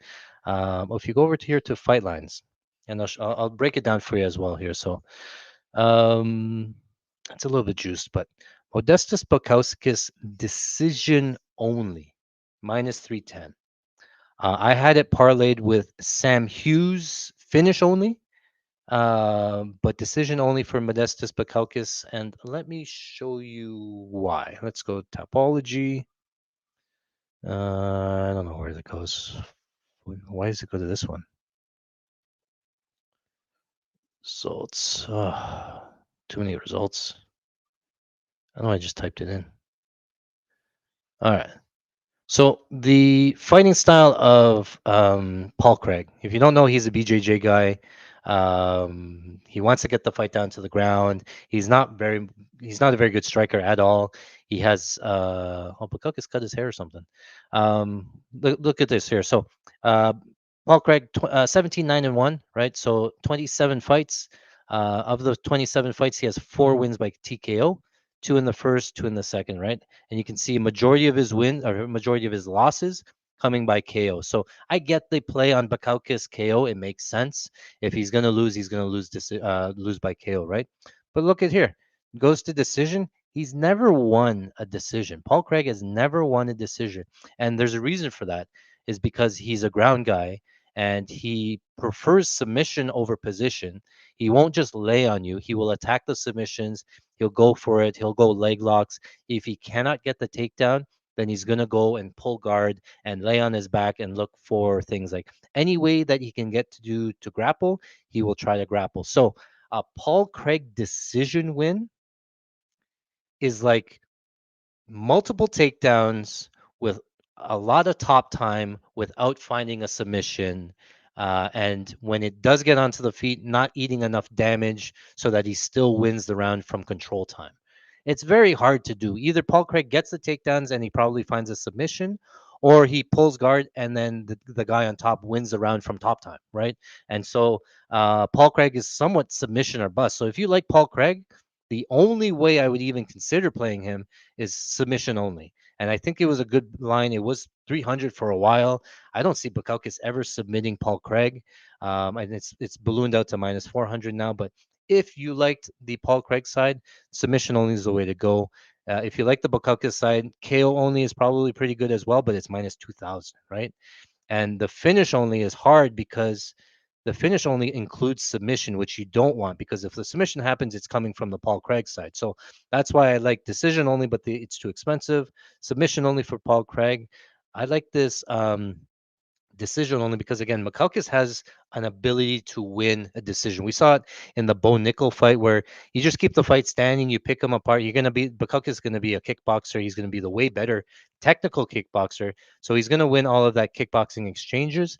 If he doesn't follow him down to the ground or if he doesn't commit, Bakaukis can win a decision. He probably doesn't. He probably knocks him out, but he can win a decision. Whereas Paul Craig probably doesn't win a decision. Now, I know a lot of people trying to put Bukakis into a parlay, and go from there and stuff. But I'm not convinced, and I'll tell you why. I didn't play Bukakis money line because one of the things that kind of bothered me here. I'll bring up some of the stats here. Here's Bukakis's. Can I zoom in? Zoom in. That's hard to read on stream. Okay. The biggest thing that I saw with Bukakis is that he's sort of had a good run of strikers, right? And Ian Kutalaba is probably the best wrestler, I would say, that he's fought. And Bukakis kept that standing. Kutalaba went 0 for 4 on takedowns. He never got to the ground with. There might have been, I can't remember how the fight goes, but Kutalaba usually only has one round of cardio. He will work in the grappling and stuff there, but he never didn't get a takedown, right? So Sakura didn't get a takedown either. Prakniel's not a grappler, didn't get a takedown. Petrino's not a grappler, but did get a takedown. Pauga's not a grappler, got a takedown. Tyson Pedro's not a grappler, got 2 takedowns. Roundtree's not a grappler, only Jake Check's not a grappler. Jimmy Crute, kind of a grappler, but that fight ended within 2 minutes of the first round. And Mikalita's not a grappler. So he hasn't really fought a real grappler. Like he's a kickboxer by trade, right? And if the fight hits the ground, I can tell you it's probably safe to assume that Paul Craig is the better guy grappling on the ground. He has all the submission upside, all that stuff. If it goes down to the ground, I would be surprised if Bukakis wants to keep that position and stays on top. So I just think that it's risky. I think Paul Craig's his path to victory is ground and submission, pulling guard, sweeping, getting the takedown, all that stuff, right? And when he doesn't, like I know he's on a huge losing streak, right? Balado's strong, he can get the takedown. Bo Nichols, a collegiate wrestler. Cal Borralho, we just saw he's pretty good on the ground. Brendan Allen, pretty good on the ground as well. Muniz, BJJ black belt on the ground. Johnny Walker KO'd him right away. Volkan Ozdemir, same thing, good takedown defense. But what if the fight gets down to the ground? What does it look like? So long-winded argument to say I'm not willing to put Bukakis into a parlay and lay the juice on his money line. If you want to get creative with these only bets, I think that's a good way of playing it. Otherwise, I don't really have anything on this fight. Um, in terms of live betting, I don't. Yeah, it wouldn't surprise. Bukakis KO1 live, Bukakis KO2 is live. They're all live because it's possible that Craig continues to roll for these takedowns, doesn't get it, and then maybe fades later. But you know, uh, as soon as the fight hits the mat, maybe it's time to hit a Paul Craig live bet sort of thing. So Paul Craig might balloon out to like plus 800, plus 900, and then Bukakis slips on a banana peel and gets down to the ground, and then it's a whole nother ball game there, right? So yeah. Is the prediction Bukakis? Yes. Is prediction Bukakis by KO? Yes. But am I willing to bet it? I'm fine with passing or playing it a little bit safer. If there was like a same game parlay build, let me see what they have there, right? So one thing you could do, and I did sprinkle, I think was Paul Craig takedowns. I think one takedown was like plus 250, plus 270. That's all he wants to do here is grapple. And you can't tell me, talk to me with a straight face saying that Bukowski's going to defend every single takedown that he gets and he's going to keep it on the fight. He hasn't really fought anybody that could do that, right? So Paul Craig takedown over half a takedown is plus 250. That's probably better than his money line, if I'm being honest here. So here under fighter props, DraftKings, if you like the Paul Craig side, you just play this one prop over half a takedown because you could get half a takedown and lose. But he's probably not winning if he doesn't get a takedown unless he pulls guard, sweeps, finds a submission sort of thing. So yeah, I'm being cautious. You could go if you want action on it. You could take Bukakis KO. What is it here? Bukakis KO minus 120. That it probably hits. If you want to sprinkle something, half unit, whatever, just put something on it for whatever. It probably hits. Can't take any significant strike props because Paul Craig doesn't do anything but back up and kick. Anyways, all right. Like minimize this one. Am I still logged in here? Yep.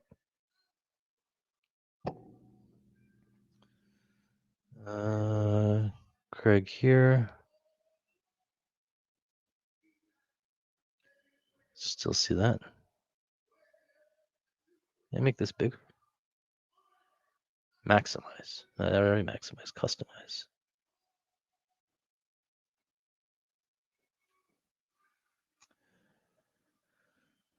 A lot of Canadians in here. Vancouver, Windsor. I'm from the capital of Canada, Toronto. So no, but close. We were in Windsor the other day for the Michigan game. Very cool experience. Had not been to a college football game, and that was very entertaining. Bukaukas, Craig. Okay, in terms of live betting, it's going to be Bukaukas all day. If you like Bukaukas now, that line's only going to get worse. The only way it gets better is if Paul Craig gets a takedown. But if Paul Craig gets a takedown, then I don't want to live bet Bukaukas until the end of the round anyway. Yeah. All right. Live betting's here still. I hate how they don't have this thing. All right, fight started. Orthodox Craig, Bukaukas Southpaw.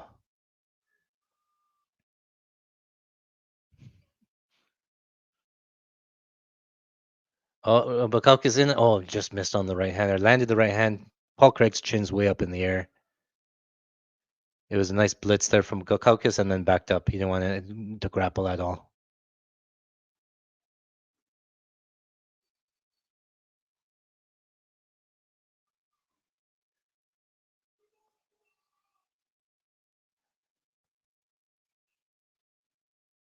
I don't know how to play this live. I don't know if I want this. Like,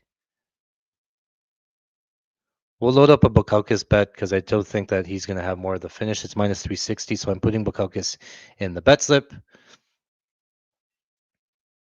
Bukaukas outside low kick, keep an eye on that lead leg of Craig because Bukaukas does like to kick.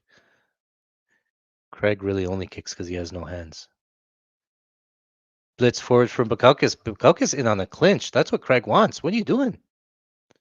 Clinch here against the fence. Craig goes overhook to control the position.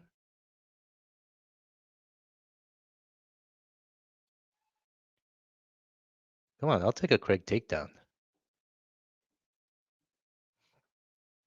This is weird from Bukaukas engaging in the clinch up against the fence. Head position for Bukaukas. Craig landing some knees. At least it looks like it.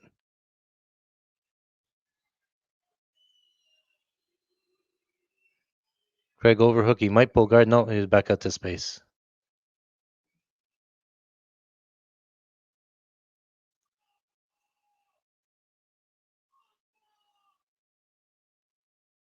Outside low kick from Bukaukas. And it looks like that right hand's there all day for Bukaukas. That lead hand for Craig is so low. Spinning back kick from Paul Craig.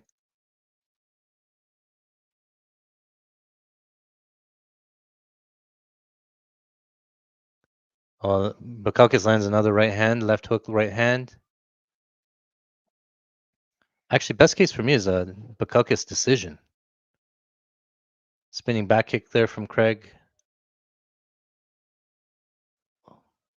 Couple of left rights. We knew that Bukaukas would be the better striker. Just we haven't seen any grappling exchanges yet. So Paul with the high kick, Paul with a push kick.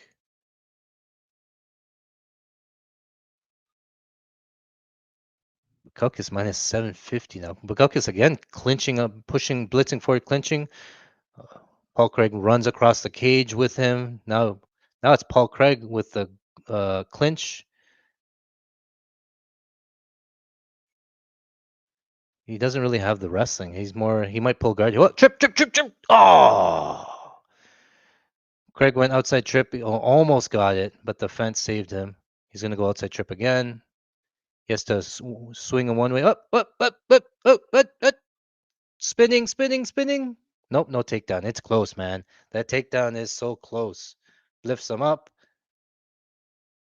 Here you might, you know what? Honestly, this might be a Paul Craig spot where he's looking for the takedown.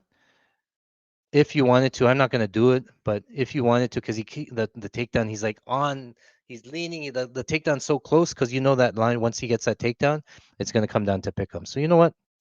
Let's do it for the sake of the stream. I'm gonna put half a unit on Paul Craig into the thing. I'm not placing it yet because he hasn't gotten the takedown yet. We're gonna scale down to half a unit, and I'm gonna play it if it looks like he's gonna get the takedown, with the intention of coming back on Bukakis at the end of the round. Bukakis still here working the clinch. They're still standing. Paul Craig still has the overhook with the left on the left side. Paul Craig pulls guard. Pulls guard.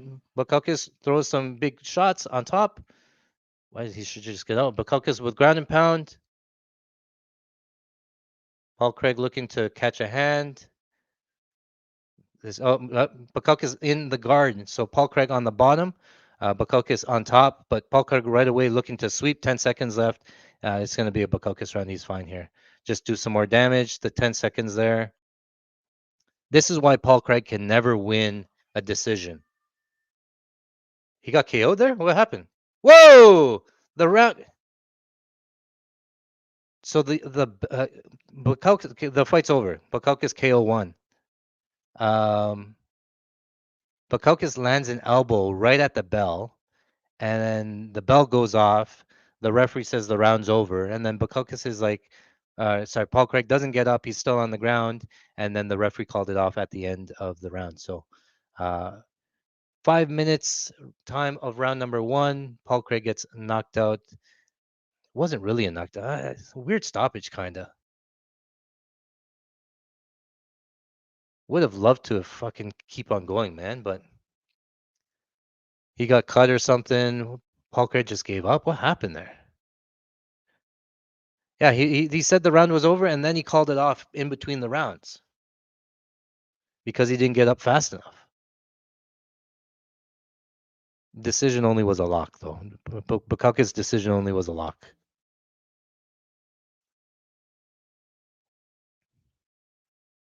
So, Bukaka's bettors, KO bettors, hits.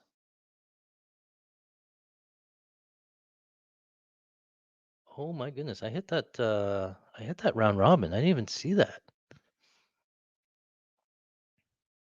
So here he goes, ground and pound, big shots there from Bukakis. Covers up right at the end of the round, lands this elbow, boom, at the back of the ear. And then the bell goes, and he's sort of covering up, and then he just lays there at the end.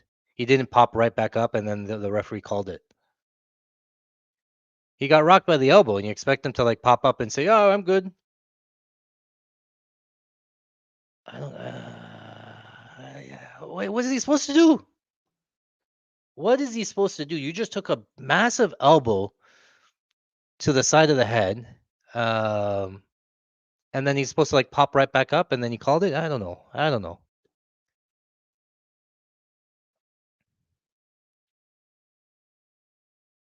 That's what I said. I said if he can't, I told you if he can't get the takedown, he just pulls guard, and then from bottom, he's not going to win the round from bottom. He needs the submission, so that's why the decision only for every time Paul Craig fights is like an absolute must play. Oh yeah, okay, hold on.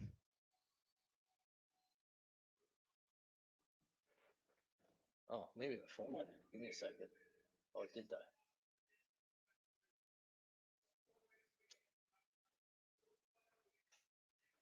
Coming, coming. Just give me a second on this one. Kept the stream going so that they would have it. I think it died. Oh, Craig's taking off his gloves. He's done. He just gave up. He came in for the paycheck. That was easy. Yeah, he was on a like 11 fight losing streak. Where the hell is it? On that one. Oh, I'm looking for my charger. Charge the phone. Get back upstairs.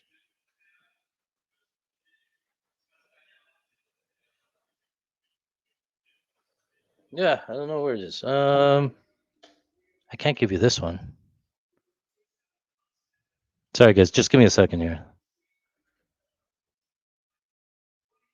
Oh, I put it over there. Just give me a second here. Hold on. I'll be back.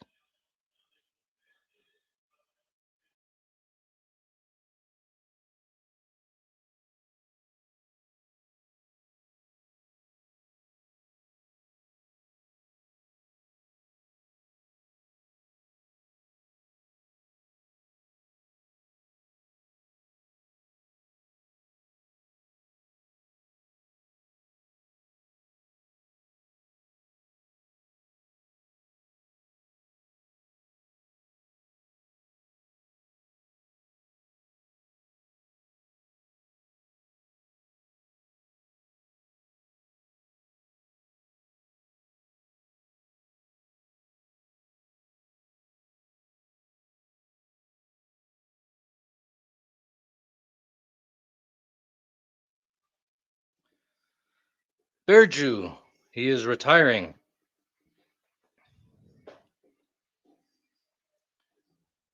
I've had a good run.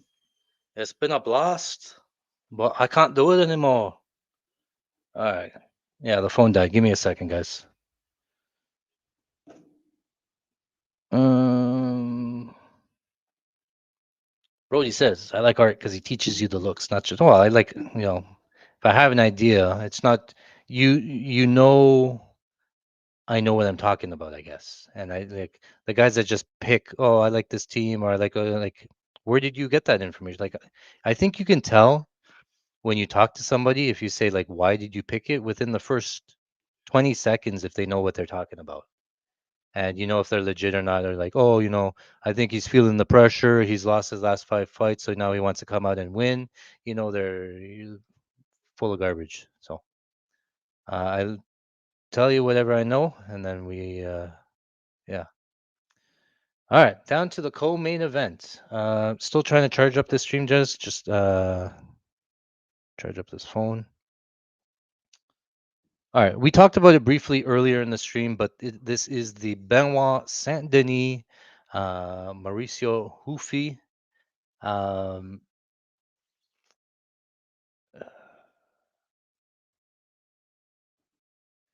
this is somewhat similar to the Bakaukis fight, right? We never got to really see Bakaukis on bottom, which is fine.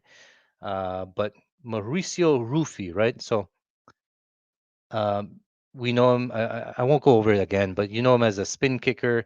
The Conor McGregor. They might say Conor McGregor in the broadcast. I would say it's probably minus 200 that they bring that up again. Oh, he looks like Conor McGregor. Um, he has allowed zero takedowns on 9 attempts, but who has he fought, right? Raymond Magomedliev goes over 3 on Contender Series. That was a mismatch. And then James Lontop, we saw that fight go, right? And James Lontop was like a punching bag. Obviously goes 0 for 6 in takedowns because he was just getting beat. He's not a grappler at all. And so on paper, you have 0 of 9 takedowns for Rufi, right? So I'm not willing to say that he's like an absolute beast takedown defense. It's very possible that he just keeps the fight standing. His takedown defense is good. He's fighting out of the fighting nerds. They have a pretty good camp. They're pretty good grapplers, all that sort of stuff, right? But I'm not saying that BSD's great, but one thing that he does do is he comes forward. He's another one that's in your face, and he will attempt takedowns, and he will try to grapple, right? And Propalik, he goes 5 takedowns. Moicano there, he got rocked right away, and he got Moicano actually got the takedown, so no takedowns there. Poirier, he landed 3 takedowns on Dustin Poirier, right? And we know how good Dustin Poirier is. Remember, BSD got the takedown and took the back of Dustin Poirier in that round one. Before that fight, leading up, BSD said he had staph. We saw it in the weigh-in pictures. He had a big staph infection, and then he completely slowed down and fell off a cliff in terms of his cardio in that fight. So I throw that fight out in terms of people say, oh, he has bad cardio, but if you know that he had staph, and I even saw this thing where he's walking back to his corner or back to the backstage at the end of that Poirier fight, and he talks about like, I didn't feel myself, I feel completely out of it, like no energy, and his energy got zapped. So I think that was more cardio related, like staph related, than just that he has bad cardio and stuff, right? So one of the things we know is that he's going to come forward, he's going to try to grapple, right? He's confident in his grappling. Like he fought Thiago Moises, he got Moises down 5 times on 9 attempts. Moises has some good grappling, right? He's like a high level grappler as well. Bonfim, he got down twice. Gabriel Miranda, he got down once. Nicholas Stolz, he got down 3 times. So he has multiple takedowns in almost every fight except for one fight that he won by head kick, and one fight against Moicano where he got taken down. Mauricio Rufy is not going to shoot a takedown here. So even if Rufy defends the first takedown, BST is going to continue to come forward with more takedowns. He's going to be in your face. He swings wide, he swings whatever, right? And Rufy, by all means, can knock BST out. Rufy's going to be um,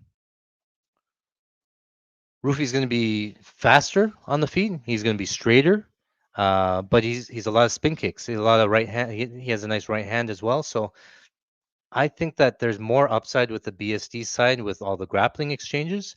I think that BSD's cardio can take him into the later rounds. I'm not saying that it's a lock, but I'm just saying I don't want to take Rufy because I don't want to buy into his hype train. I don't want to think that he's a world beater because he beat James Lontop as a -1,000 favorite. BSD has shown that he's fought some high level guys. He's taken down some high level guys. He's not afraid to get in there and grapple with you. And from what I've seen, his cardio to keep that pace up to continue to grapple is pretty impressive there. So I think there's upside on BSD, and I think that's why the line came crashing down. BSD was like plus 250 at one point, I believe, and now it's close to pick 'em there. So yeah, and then that's a good point too. I thought of that, didn't say it, but if Ruffy spins, he could get the takedown. So if he's a big spinner, he's throwing all these wheel kicks, spin, whatever. All it takes is one caught kick, right? And maybe you don't throw that spinning stuff anymore, right? And so there are going to be opportunities for BSD to get takedowns on the feet. We're thinking that it could go over, but on the feet, like Rufy's live for KO at any point. I'm not going to say that it's not true, right? But I think the line is a little bit off. I think it's going to be a lot of recency bias. You're going to see Rufy with a lot of like flashy wins, and you're going to think he's going to win by knockout. But BST has cardio, BST has chin, BST has grappling upside. BST also throws with power. He's just not going to be as fast. So I like the play, man. I like it. I didn't load up on it. It was just I believe it's to win one unit, but it's um, not Ruffy inside the distance. Yeah, and I showed it to you already on DraftKings. Um, Yeah, well, I mean, that wheel kick that you landed on King Green KOs anybody. As soon as you land it, it's out, right? So those are the variance things that we're talking about. Yeah, he could get it. Yeah, you could KO anybody with it, right? But the chances of it aren't that high, right? So if you take the not inside the distance, it's basically saying 50-50. Ruffy's 50% to win inside the distance, and Ruffy's not 50% to win inside the distance. So I like the not inside the distance because it gives you Ruffy decisions, BSD sub, KO, gives you everything else, right? And yeah, the books know that Ruffy KO is going to be everybody's playing it. So I like to go contrarian. I go, if everybody's saying one thing, I try to find a reason to go the opposite sort of thing, and that's sort of what's at play here. We're going not Ruffy inside the distance, and we're fading the public. Just gotta charge my DraftKings phone. Just give me a second. Oh man, that plugs out too.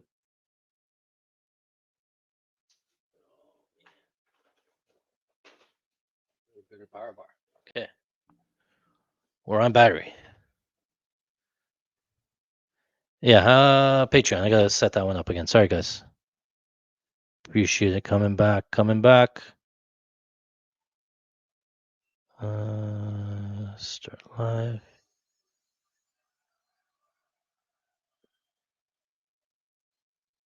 Okay, well, let me get this one up for my guys over here.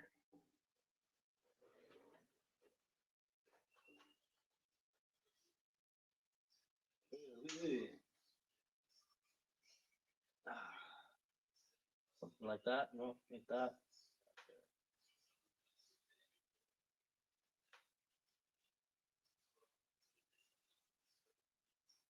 All right, we're back up. All right, we're back up and running. Sorry for that, boys.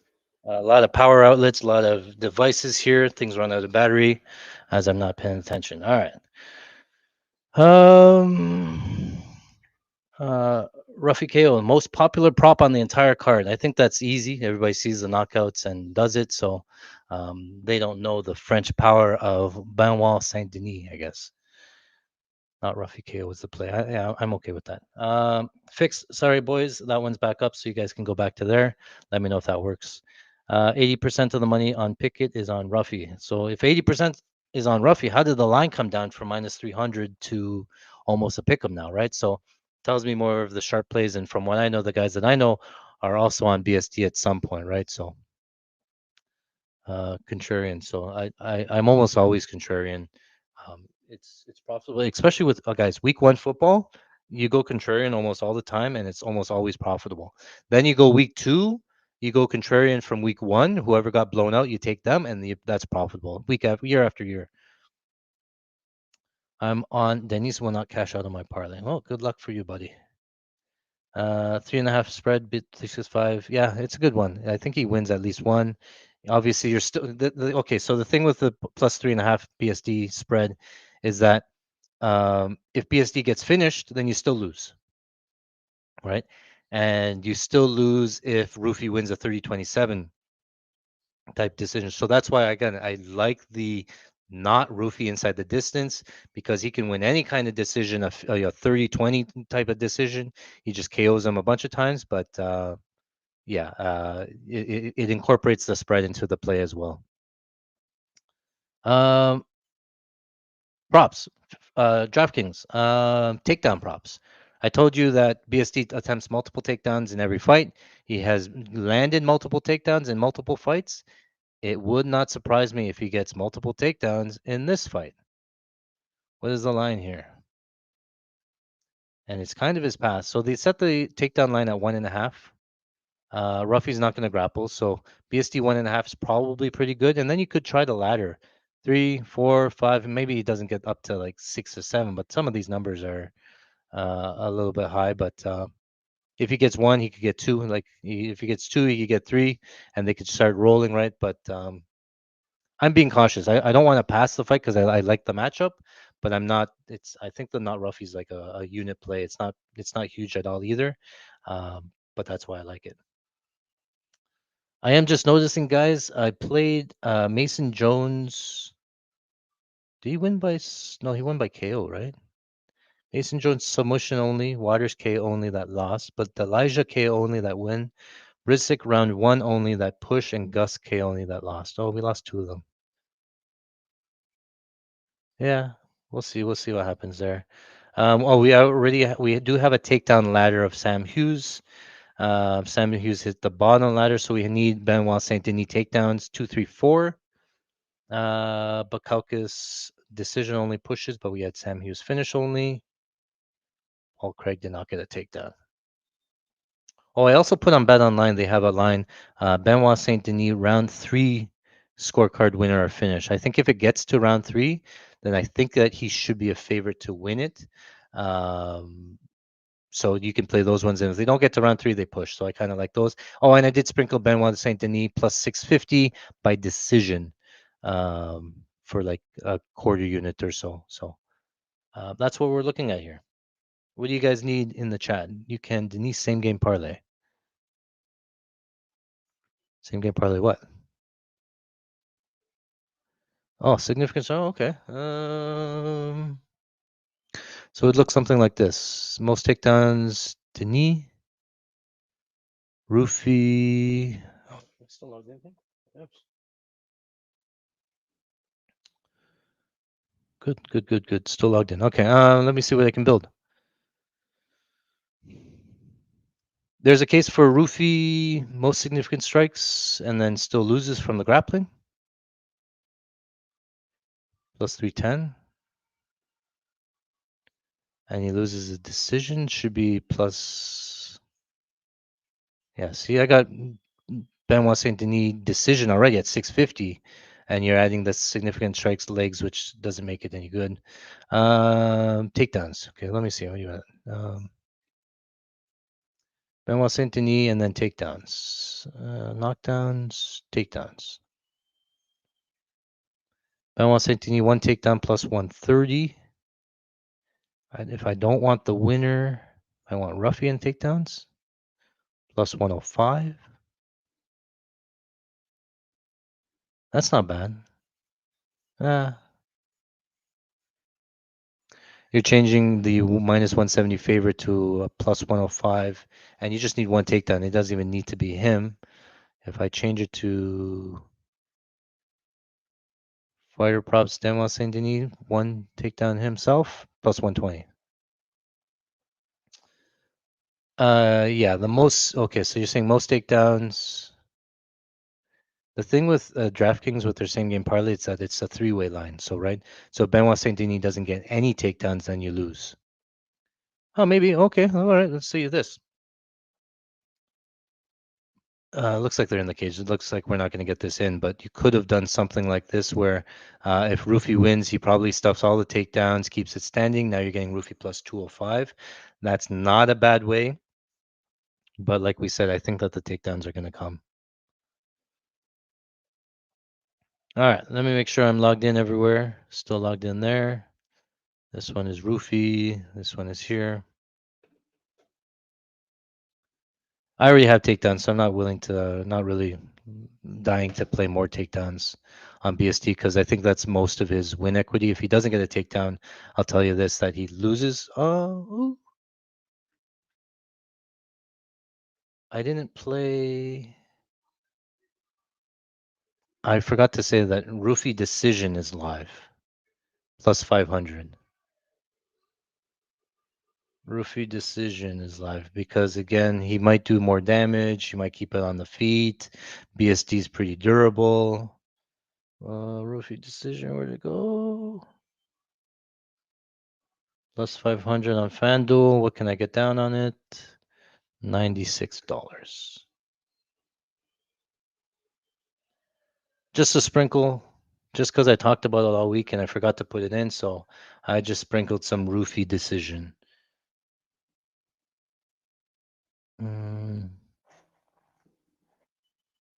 Imagine like James Lontop, right? He was on his way to winning that fight by decision as a minus 1,000 favorite. I get it. I get it. Just think about that though, how bad James Lontop is, and that fight almost went to decision. No, it did go to decision, and you won a fight there. So is BSD as bad as James Lontop? No. Jamie Malarkey's, pretty chinny. Dana White Contender Series is a mismatch.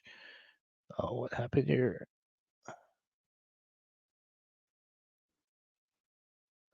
All right. All right, that. Round one, they are ready to start. They're off. Right away, BSD with a kick to the body. What the heck? I didn't do these. BSD. Oh, high kick for BSD partially landed. Rough.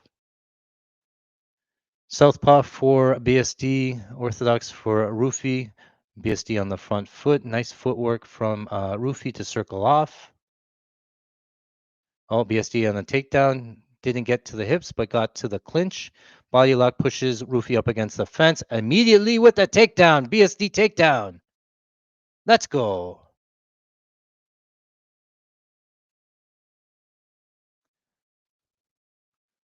BSD on top. Looks like Rufy's trying to get out the back door. Rufy keeping that position. Nice top position there for Saint Denis. Saint Denis in mount. BSD gets to mount right away. 4 minutes left into round number one.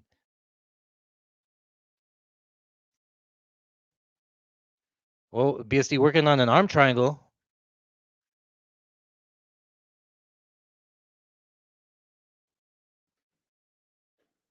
BSD working on an arm triangle here from Mount. Rufi sees it. He's defending well. Keeps that arm in. Doesn't get it. BSD bails on it. BSD Rufi rolls over.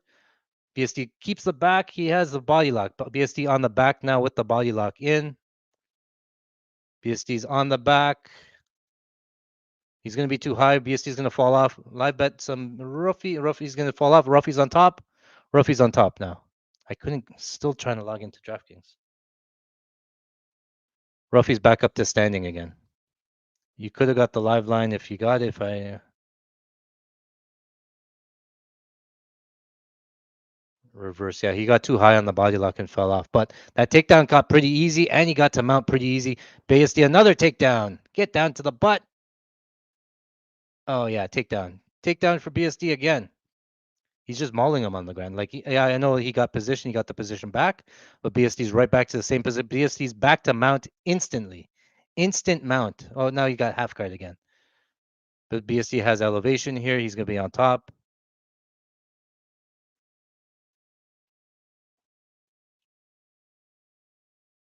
Fraud checked. Everybody's sitting there with a Ruffy KO ticket. And I mean, like, what? He did minus 15. I can't even log in yet. BSD's on the back again. Both hooks in. Nope. Hooks out. Still in mount. Looking for an arm triangle again. Back to mount for BSD.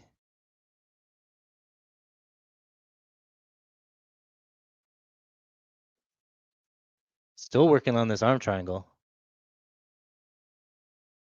Doesn't get the arm triangle. Stays in mount though. Couple of shoulder strikes. DraftKings been so annoying today. He has the front. Rufi does have the fence there. He's looking to push off, but no. BSD keeps the top position. Rufi back up to his feet. Back up to his feet. Could be another takedown here. Still clinching. Still grappling. No live line. Fucking.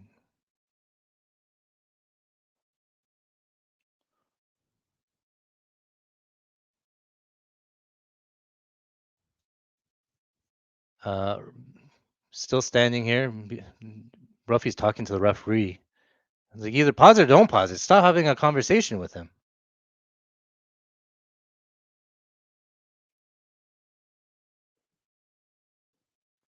And then they give the position back. What is he trying to do?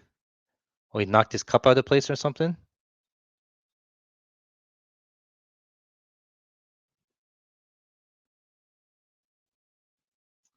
Man, this is upsetting.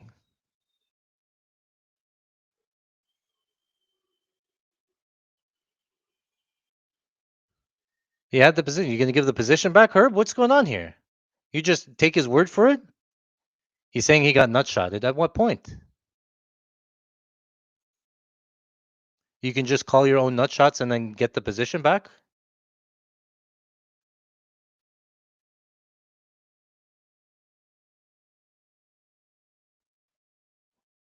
What is happening? People are just walking around just not doing what? Back to space. How do you get them back to space? What is this? Like BSD's in the clinch, has the body lock up against the fence. Ruffy just say, "Hey Herb, I got hit in the nuts. Did you not see it? Can we stop this?" BSD back on the clinch again. Oh, my timer ended. Some bullshit. 30 seconds left in round number 1.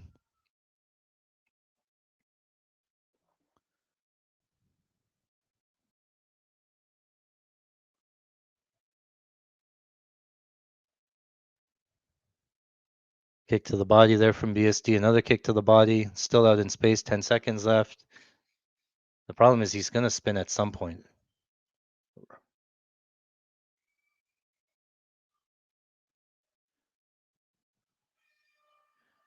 All right, 1 round down. That was good one for us. 1 round in the books for the good guys. Minus 155 on the live line.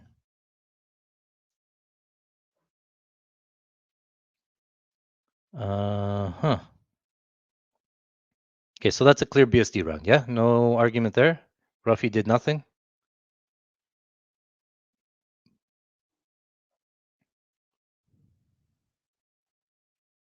I'm gonna take. Oh my goodness.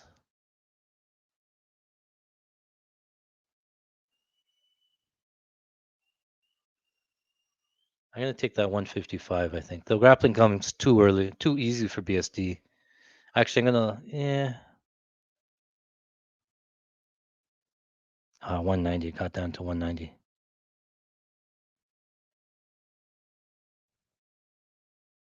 Should I press it? Should I press it or should I not? All right, I'll leave it here. If he gets this takedown right away, we're hitting it. Like the takedowns came way too early or too easy, and he moved to mount way too easy. He got the back way too easy, and Rufi hasn't had any striking exchanges. Like he hasn't he's like a puncher's chance almost at this point. Okay, I'm gonna load up a Benoit Saint Denis in my slip. If he gets a takedown here, I'm gonna. Oh, my round two, but I think my clock's 20 seconds behind you, so. Oh, jumping knee just missed for Ruffy. Another kick to the body for BSD. Watch the knee. Oh, nice elbow there from Ruffy, but they're clinching here. BSD trying outside trip. He's gonna get this takedown. Got BSD minus 298. It switched a lot. Oh, Ruffy's on top. Whoops. Ruffy's on top. There was a. I don't know what happened. I was looking at the live line. So, but BSD's on bottom now. Ruffy's on top. Ruffy doesn't know what to do. He stands back up. Yeah. Oh, big right hand misses. Over swings for Ruffy. Kick to the body there from BSD. Back standing to the center of the cage.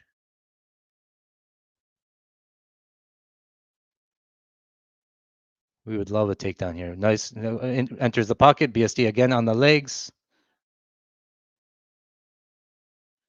Clinching. Going for the same trip. Doesn't get the trip there. How many takedowns did ESPN give them so far? 2. What? BSD working on the body lock. I thought he was at 3 already.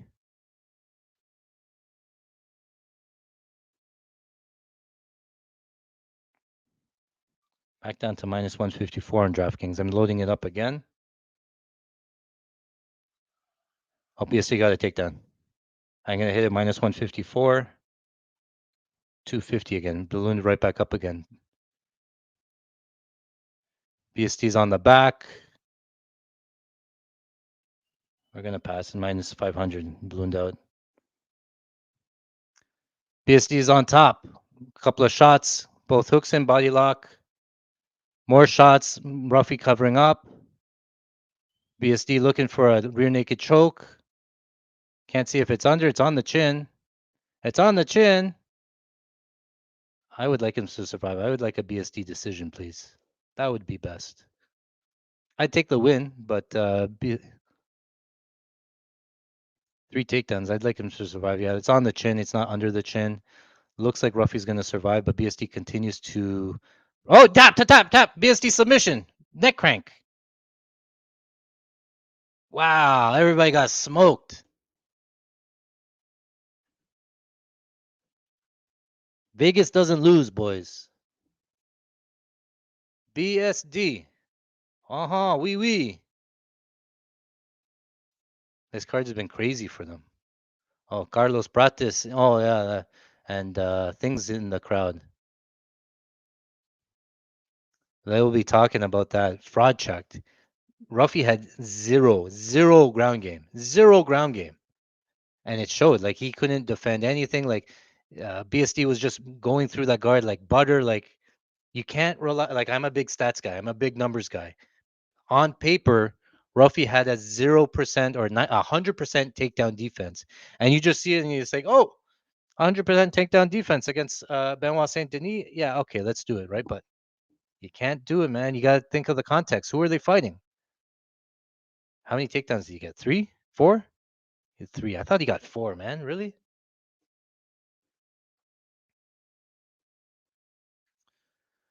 That was big. Another big one.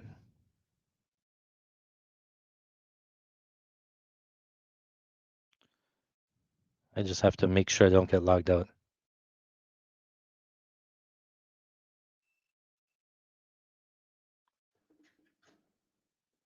Yeah, he's probably. You know what? Now I'm remembering. If you go back and watch his Contender Series fight, Ruffy, right? He fights Magomedov.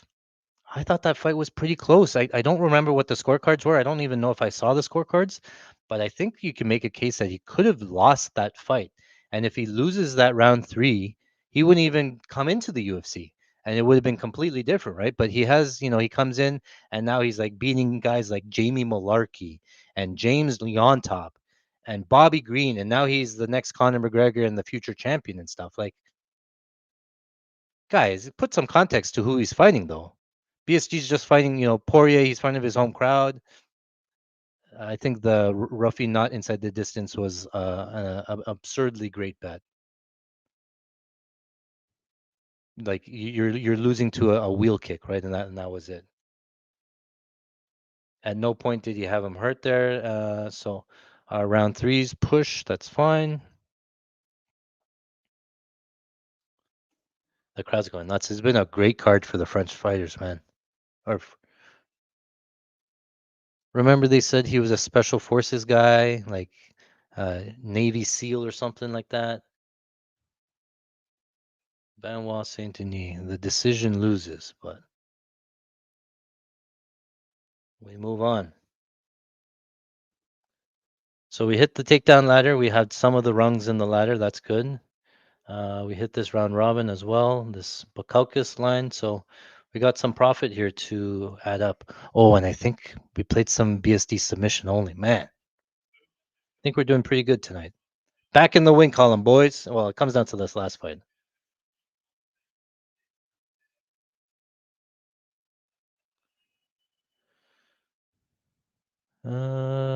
Anybody like Ruffy Live? Yeah, I would have taken him at plus 1200 or whatever that was when he ballooned out, but the takedowns just came too easy.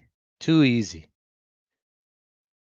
The France fighters. The France fighters are winning the whole stadium. BSD most takedowns, money line, plus 160 hits. The weakest link of the fighting nerds. That is correct.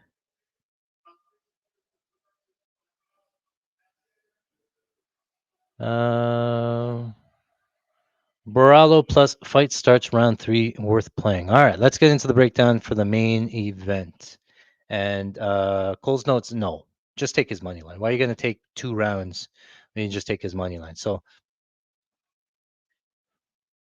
play parlay.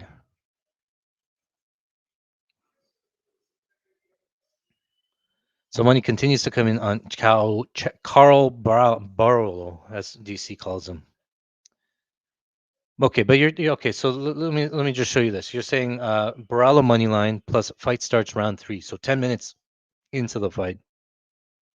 Rise's money line is only minus 142, and some other sites have a minus 135, whatever. Just play the money line. You don't have to get creative. It's possible it hits. It probably hits. I think Carl wins a decision here, but why pay the extra juice or why try to get fancy with it for 20 cents or something? If you're paying, if you're playing $10,000 bets, then those cents make up. But at a whole, they're not worth the extra hassle. You don't want to lose a bet because of that. You know how many times I've lost a fight? I lost one last week or 2 weeks ago over 499 seconds or something, and it ended at 498 or something like that. Like, yeah. Yeah, I thought he had four. I thought it counted four too. Well, we'll see what UFC stats. So that was according to ESPN. ESPN can be wrong at times.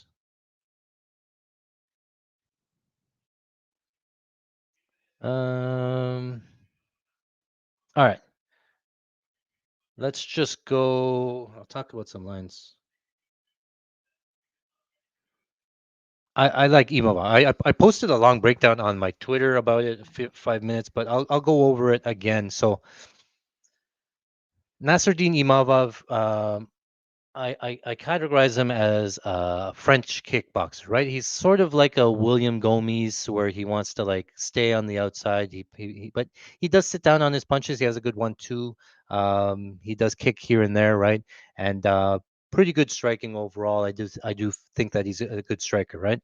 But his ground game, he has worked in the grappling, but not against high level guys, right? And I think that's skewing some of the numbers here, and I think that we're getting some good lines here. So let me just pull up some of the stats. And Nassourdine Imavov, offensively grappling, right? So he attempted 3 takedowns on Adesanya, did not get a single takedown on Adesanya. He got Jared Cannonier down twice, but it's Cannonier. He got Chris Curtis down. He's not a grappler. Boxer, he got Chris Curtis down 2 times. He got Joaquin Buckley 2 times down, but Joaquin Buckley is also not a grappler. And he got Ian Heinisch down 1 time, not a grappler. Jordan Williams down 1 time, not a grappler. So I think he's getting credited for a lot of wrestling attempts against guys that don't wrestle or don't grapple. Okay. Cal Borralho has trained and is the protege of Damian Maya. If you don't know Damian Maya because he hasn't been in the UFC for a while, Damian Maya is like one of the highest level BJJ guys in the world. Like he's one of those guys that he fought back when George St. Pierre fought, and nobody would go down to the ground with him. Very one dimensional, but very good at grappling. He would train every day with Damian Maya. So Baralo has the experience with him. He has all the submission defense, all that stuff. So one of my absolute favorite bets, and it wasn't an official play, but I will tell you guys now. Kyle Borrallo submission only. -150, -155. I saw -1. I was looking at -160, and it came down a little bit at -155. It is one of the best spots of the card. Like we talked about that Sam Hughes finish only. That was a good spot. We talked about the Bukowskis decision only. That was a good spot. This Kyle Borrallo submission only, very good spot. I do not see Nassourdine Imavov, French kickboxer, submitting Kyle Borrallo. He has one. Nasruddin Imavov has one. No, he doesn't have any submission. Oh, he has submission wins by Kimura in his early in his career. Brow bow choke and a rear naked choke. That was before he got into the UFC. Since getting into the UFC, zero submission wins. Obviously, zero submission losses. But again, I went through that whole list. Let me just read them off again. The guys that he's fighting, right? Israel Adesanya, not a grappler. Brendan Allen is probably the best grappler that he faced, and Brendan Allen got him down round one and controlled and won round one. Okay. Jared Cannonier, not a grappler. Delidze, not really a grappler. Delidze has his moments. Curtis, not a grappler. Sean Strickland, again, boxer. Edmund Shabazian gets him down. Edmund Shabazian got him down. Oh, Sean Strickland got him down too. And so even Phil Haas. So that one was funny. You go back and watch Phil Haas at the beginning of his career. Phil Haas, the jacked up Phil Haas, gets him down 4 times and controls all of the grappling exchanges there. Now you're coming up against Cal Borrallo, the guy, the protege of Damian Maya. He's going to look -500 if this fight gets down to the ground. So yeah, if this fight hits the mat at any point, I think Kyle Borrallo is just going to look levels above. It's going to look like the BSD Ruffy fight, basically. Okay, so when on the feet, I think Borrallo has all of the grappling upside. He loves this body lock. Once he gets to the back, he gets the body lock, and he does not let this body lock go. He switches sides. He's very fluid with it. Very good back takes, all that stuff. I did post, and I'll tell you about it before I forget it. I bet Carl Borrallo to win by Suluev stretch. It's available on Sport Interaction. It's available on BetMGM. It is 200 to 1 prop parlay. So if you see me celebrating and going nuts, it's because Carl Borrallo hit a Suluev stretch for 200 to 1, turned $60 into $13,000 on an unofficial play, but it's very live. So there are multiple times where, again, Kyle Borrallo loves to take the back. He gets the body lock almost all the time. He transitions to the back, and he's very good with the body lock. The way that you get somebody off of your back is that you try to elevate, you try to bounce them off, you get them to fall off the back. We just saw BSD fall off of Ruffy's back, right? With the body lock, right? So if you get too high, one of the fixes is if they're trying to get you off is to reach for the leg um, of the guy that you're on the back of, right? So Suluev stretch. I'm not going to spend too much time here, but it's a position that he always goes to. It's his go-to move here. So if he's on the back here and then he starts to fall off here, it looks like this bottom guy is going to get out of this position, right?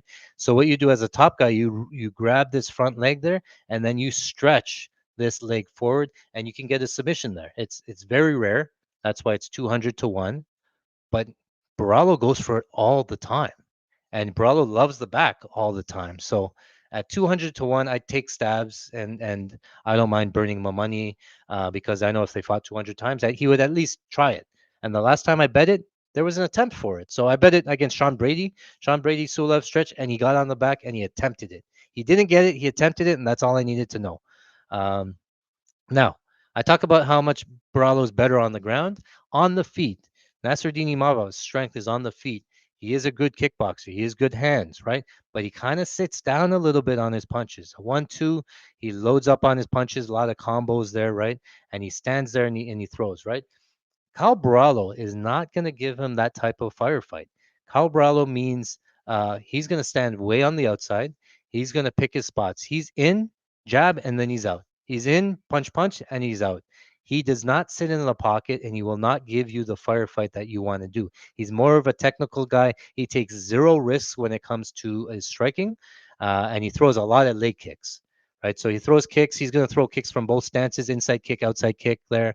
I think Borralho on the feet, I think it's going to be pretty close.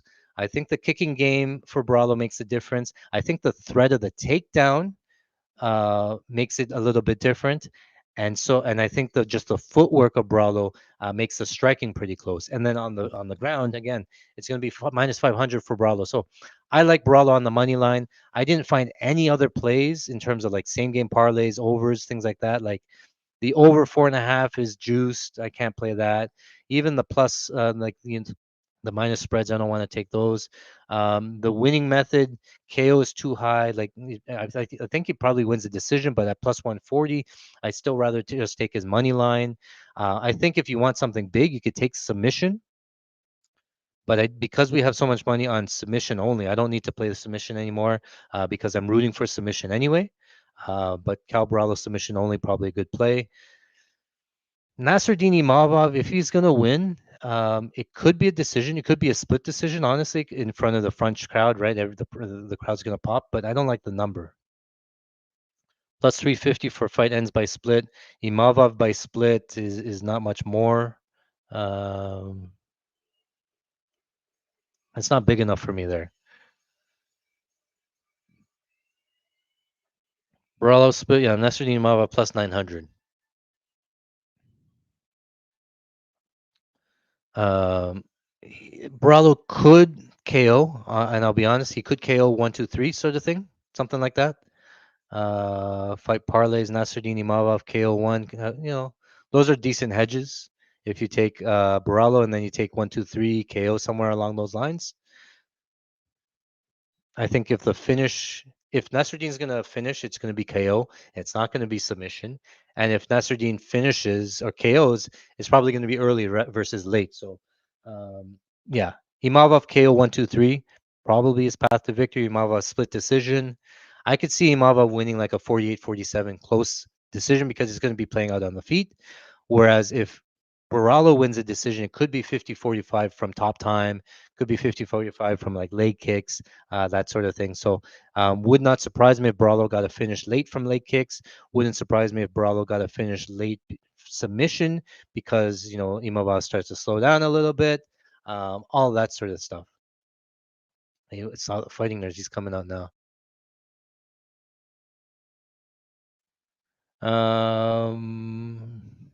Yeah, now we're thinking, okay.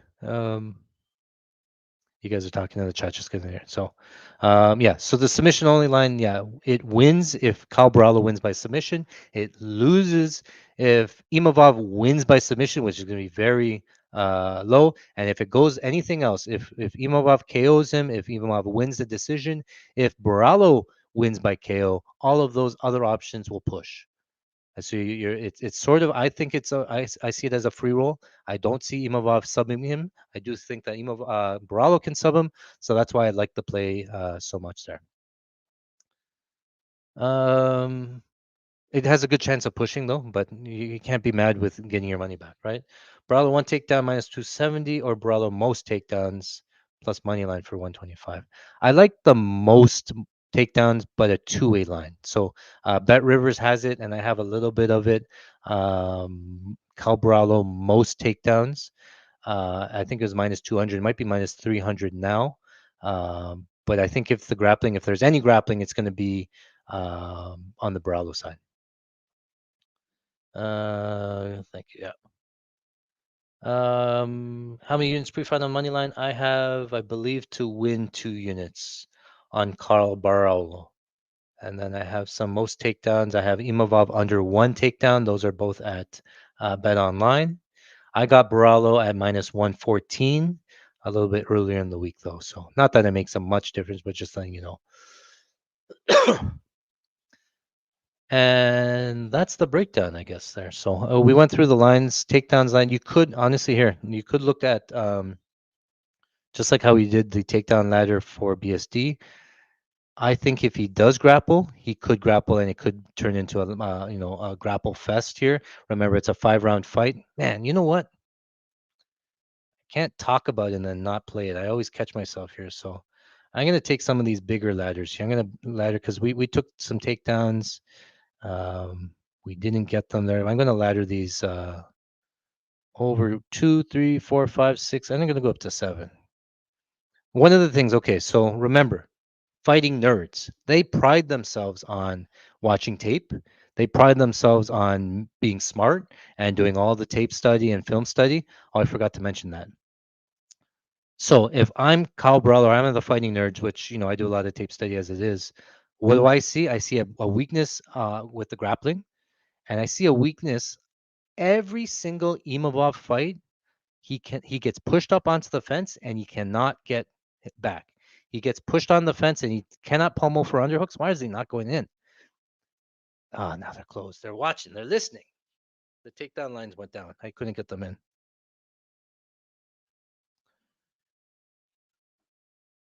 Okay. But yeah, one thing. Oh, no, they're back. They're back. Hold on. Trying to do this while I talk.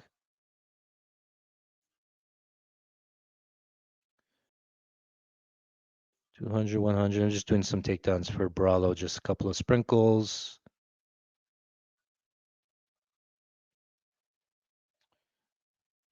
Limited, limited, limited. I'll take what I can get at this point. Max bets reach. What? I played these already? I might have played them already. Um, 7 takedowns is plus 1,800. It's a 5-round fight. You just saw BSD get a bunch of takedowns. I can't. Yeah, I must have played it already. I guess. It's live. 7 takedowns for Borralho plus 1,800. That's kind of nuts. So again, yeah, Imavov gets pushed onto the cage. He cannot circle off the cage. He cannot pummel the underhooks. He just gets stuck there. I don't know if it's a strength thing. I don't know if it's a technique thing, but he gets pushed onto the cage every single fight. If I'm watching tape, like the fighting nerds say they are, then I'm picking up on that. At worst case, Borralho should be either closing the distance, should be all the way in, again in the clinch, or he should be all the way out, way on the outside where Nassourdine cannot hit him. If he's all the way in, he should be pushing him up against the fence and working takedowns up against the fence. But worst case, if he cannot get the takedowns and Imavov's takedown defense is, underestimated and world beating, then at very least Cal Borralho should be able to push him against the cage and hold him there for a good amount of period. So he has multiple paths to victory, whereas Imavov has not a lot of paths to victory, like decision and an early KO, if anything. So I like the upside with Borralho. Give me Borralho. I'm not going to take any significant strikes because I don't know if there's going to be a lot of striking exchanges. I like submission only. I think Kyle Borralho prediction is going to be decision, if anything. Kind of like the fight to go over, but I think that ballooned out a little bit. But those are the ways that I like. So let me know if in the comments any big parlays going on. Let me know how the feed is, just because we have a little bit of time left. Again, I showed you the Patreon stuff again. You can join for free in the top left corner down there, patreon.com/fighting stats. These YouTube streams, I like doing them, but it's a lot, right? And it's Saturday afternoon. I don't get to really hang out and stuff. So I like to do them here and out here, every so often. For the big pay-per-views, I like to just watch them, hang with friends and stuff.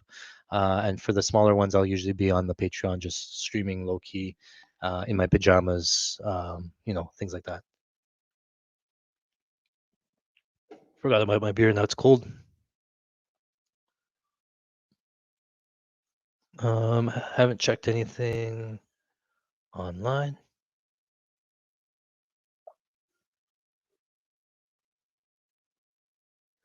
Going into the main event, where are we so far? Going into the main event, it says that we're up 1.7 units, but I do have a couple of round robins and takedowns and things like that that have not been graded that have won. I just need to know what the exact payout is. So we're probably up 4 or 5-ish units at least, and then back into the win column here. And live betting, we've been killing live betting, so we're up live betting as well. If you know, you know.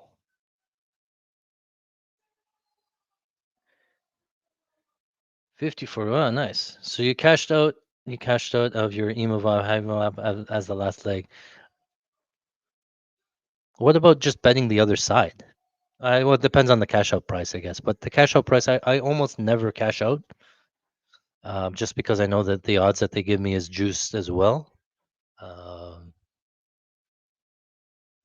but to each their own. It's a long parlay. It's a big parlay there. 2,500, a lot of money. So understandable.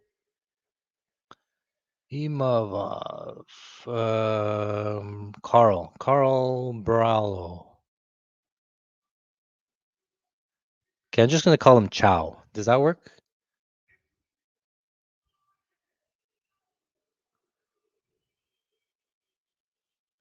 I think that this could be a very boring fight. I'm predicting it probably to be a pretty boring fight. They haven't had any really boring fights on the card, the whole card. So, all right, still logged into MGM here. Still logged into DraftKings for the most part. I'm on like 10% battery, so hopefully the phone lasts for the duration of the fight. And then we're gonna get some dinner going.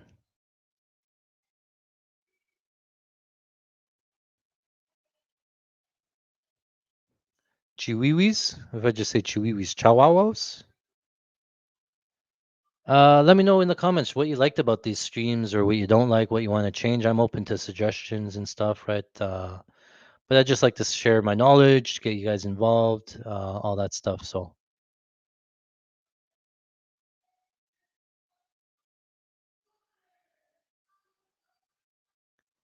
Paris, France. I've been seeing all these videos now of what Paris looks like. It doesn't look like what I remembered.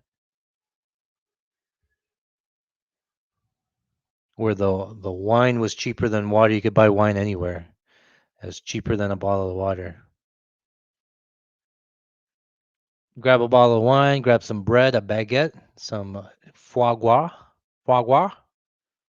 and sit by the lake or the river there. I went to the Louvre. The Mona Lisa is very overrated. It's just a little thing there. I'm like, yeah, I've seen that thing before. I wouldn't go back. All right, round number 1. They're about to get started here. Submission for Caio would make my year. Well, it's already a good year. All right. Orthodox for Imavov, Southpaw for Borralho. Borralho light on his feet. Push kick there from Imavov.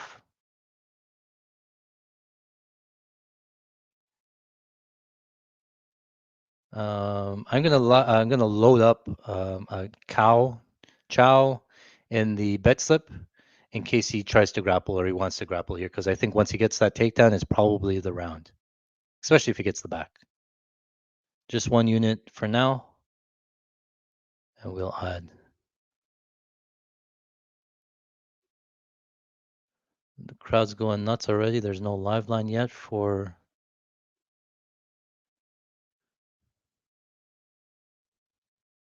I did see a soccer game there too. These guys like to chant. Oh, this is live here. Okay. Imavov on the front foot lands a right hand around the guard.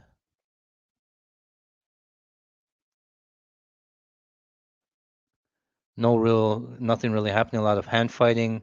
Couple of kicks that were blocked.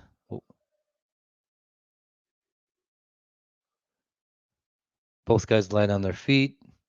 A little tentative, right? Push kick there from Imavov. We could see 25 minutes of this. High kick blocked for Carl.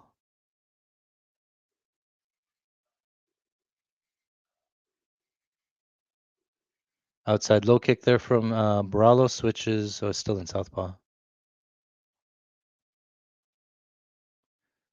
Imavov still on the front foot. Shoved for a takedown. Oh, Imavov on the neck. No, doesn't get it. Nice knee. They're clinching. But Carl did shoot for a takedown. Inside trip. Almost got a trip. Still clinching here in the middle of the cage. Backs off. They're back out to space. So that's a good sign, though, at least that Carl's looking for a takedown. Imavov still pressuring. Carl just circling the outside. Outside low kick. I like that switch stance to outside low kick.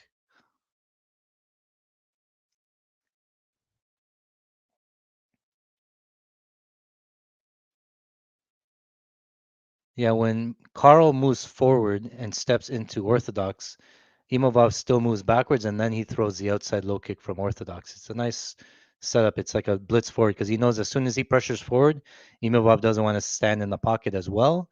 So he can close the distance and switch stances at the same time. Push kick there from Imavov. 2 minutes left in round number one.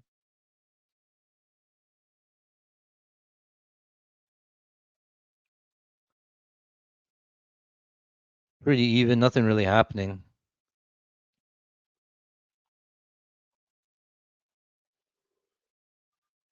High kick blocked. Imavov push kick or front kick.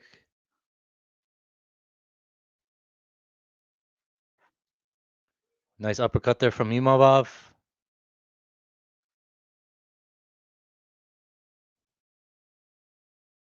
Another kick blocked. Southpaw versus orthodox. Carl keeps throwing the left high kick, which is good. Just continues to get blocked, but it does wear on the forearms a little bit. Imavov with a forward pressure. Another kick to the forearms from Carl. Switch to orthodox for Carl. Right hand over the top. They're clinching. Almost got a trip. Almost tripped. Carl pushes Imavov up against the fence. 50 seconds left.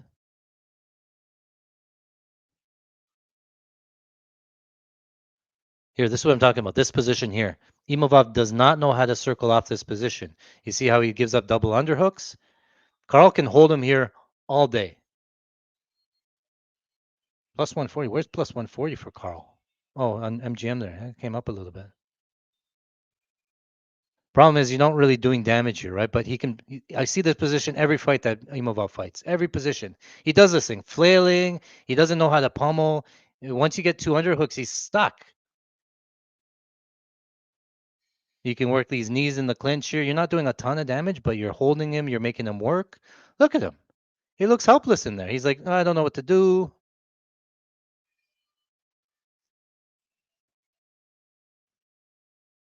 The bell saved him. I'm going to give that round to Imavov. I think it was close, but I give it to Imavov. I'm not willing to. I know you guys saying Kyle's plus 140. Oh, yeah, my DraftKings lines aren't even updated now. I got to refresh it every time. It's fucking upsetting. So lots of fight left, but I think Imavov won the round. Carl didn't really do too much. I want to see him go for that takedown again, though. He was on the lock a little bit. The trip came, if he gets that trip, it looks a little bit different. But like we said, Imavov was just slightly better on the feet. But the grappling, we need grappling, guys.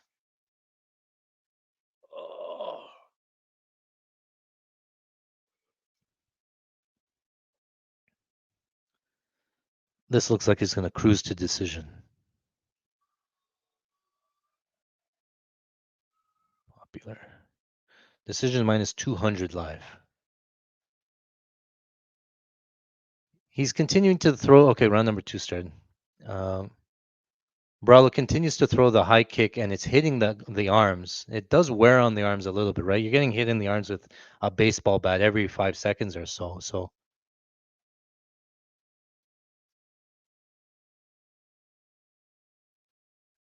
right hand there from Imavov misses.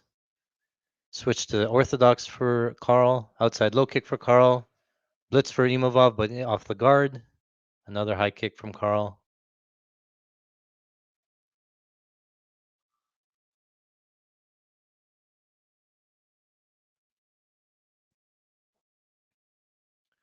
Push kick on the knee from Carl. Yeah, it's gonna be each round is gonna be fucking super close. Nice right hand from Carl.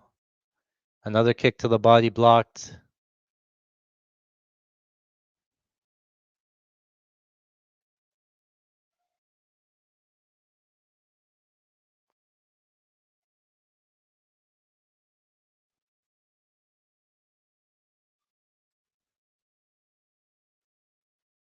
Couple jabs there from Carl. Kick to the body again. Still gonna load up. What is it? Minus 154, plus 154 still for Carl. Yeah.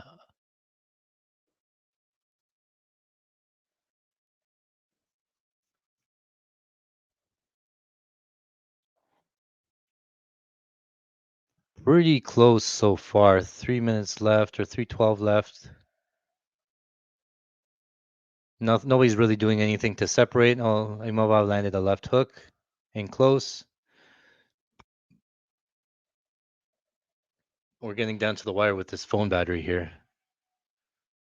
Right hand lands for Carl.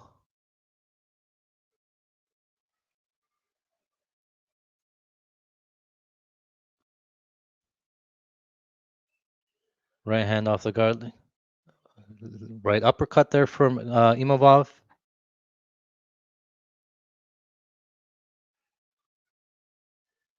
Oh, right hand counter from Imavov.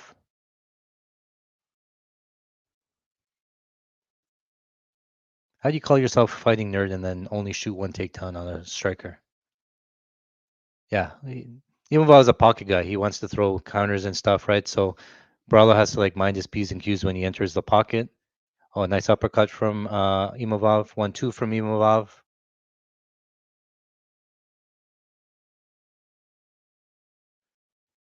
Left high kick again for Borralho.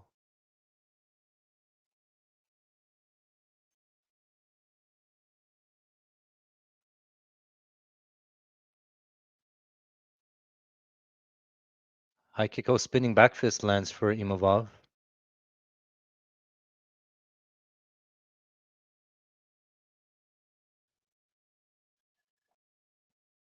Oh, front kick there from Carl.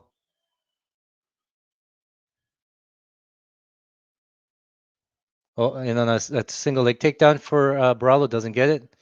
Oh, Imavov continues to attack a neck. Anytime he gets his neck in there, Imavov looking for like a front choke. So, yeah, it's going to be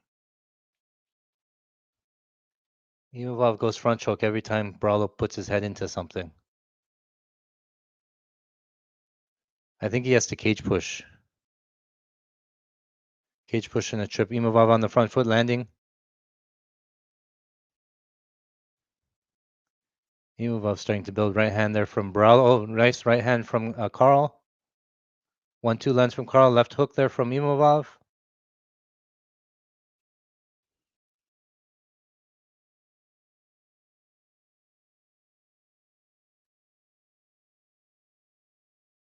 Outside low kick there from Carl.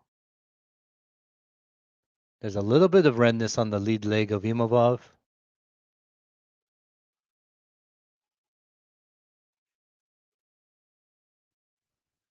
What was the game plan, Carl, coming into this?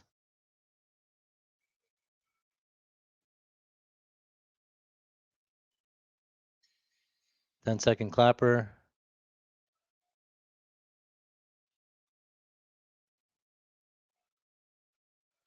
He walks away with 2 seconds left.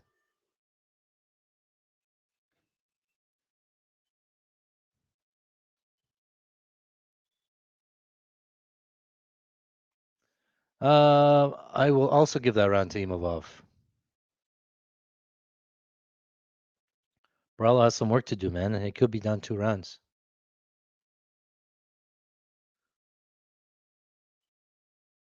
I don't know why he doesn't. Yeah, either cage push, I think, is a path, or like a double leg. Make sure that you get to the right side for the guillotine. Like, oh, nice shot to the body there from Imavov.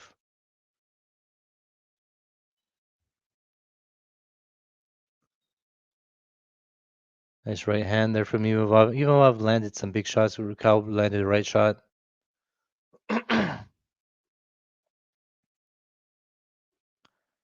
I'm not. Yeah. What? 525.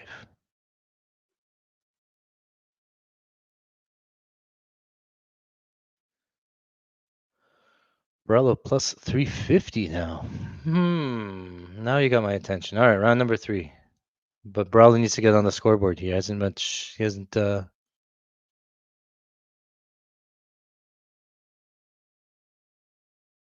playing patty cake.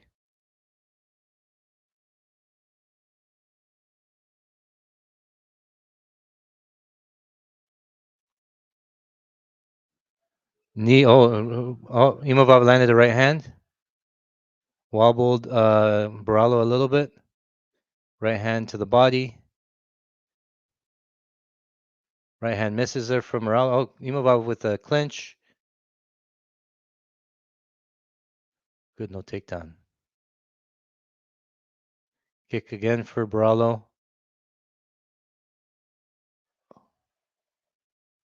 Imavov better in the pocket. Oh, clinch here. Push him against the fence. He didn't stop it. Keep going. What are they doing? Oh my goodness. These guys calling their own fouls.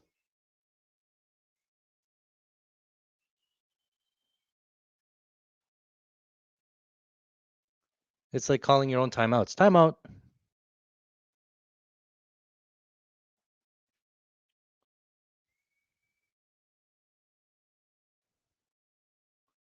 Oh, that one was clear.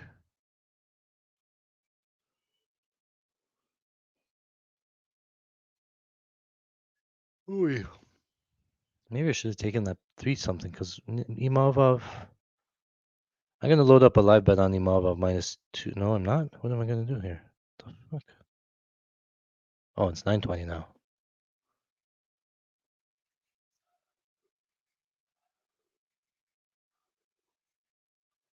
Weren't these guys beefing all this time? The whole time they were just going back and forth and stuff.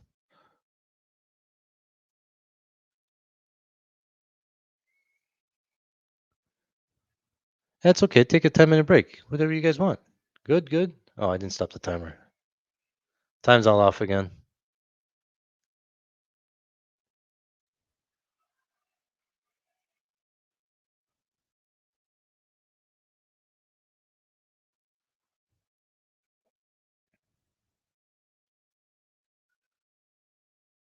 Kick to the body. Still hand fighting here. Outside low kick again. Go back to the kick for Carl.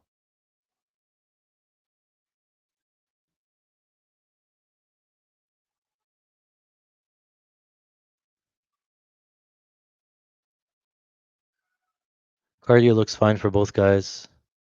Oh, missed on that. Oh, clinch, clinch. Oh, not a takedown. Looked like a trip. I don't know why Carl didn't follow up on that. Imavov got to the ground briefly. Maybe it was a takedown, hopefully.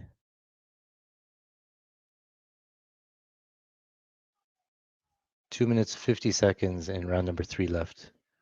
Imavov lands a right hand. 1-2 lands for Carl. Stumbles Imavov back.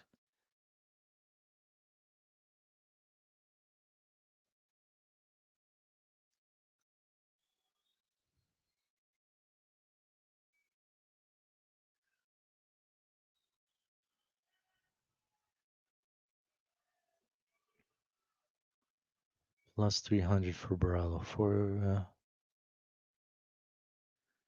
Yeah, 425 I can't play, but oh, head kick just missed for Carl.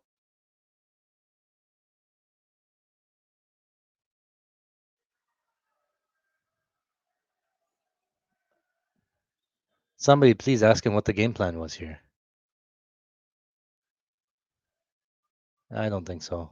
I think he could be down 3 rounds. I'm not taking Borralho, I don't think. He needed to win this round. He needs to bank something. And I think he could be down, so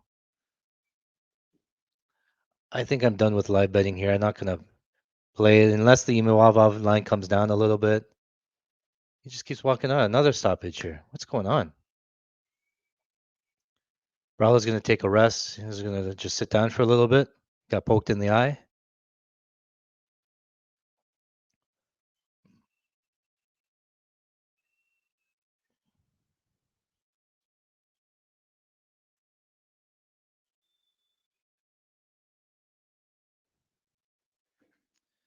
Tell my wife.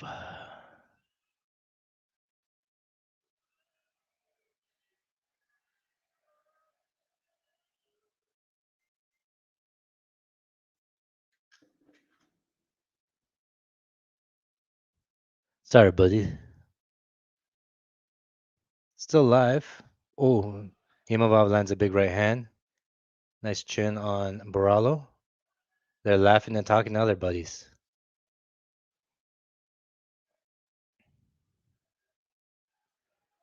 Deep on a takedown attempt again for Borralho. Did not get it. Pushing him back up against the fence. This is what we need. Double underhooks for Carl. Come on, give me a trip. Look how close those feet are together.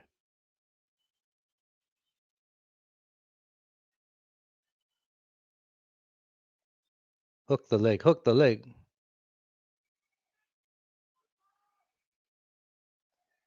Come on. How do you get? Oh, he got spun. Pushed off. Well, that is that. I think that's the end of the fight there. 20 seconds left. Ooh, nice jab from Carl. Oh, a nice right hand from Carl.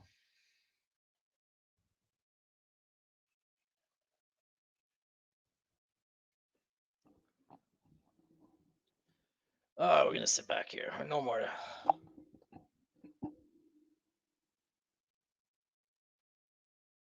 I mean, the rounds are close, but I think they're still Imavov rounds. They're like 60-40 Imavov, 65-35 Imavov. Just Carl's not really doing too much. It could be like a 49-46 Imavov.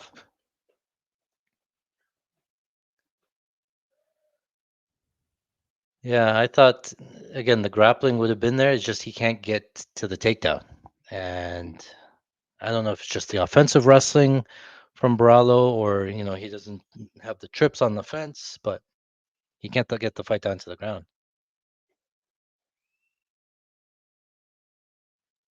Yeah, Borralho's going to need a Suluev stretch finish here.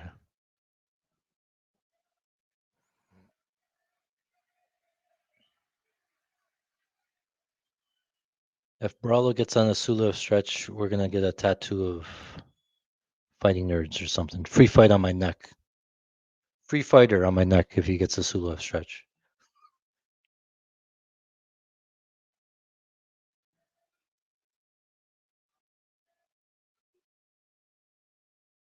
Oh, round 4 they start. Oh, fuck, I'm always. So I think Imavov's up 3 rounds.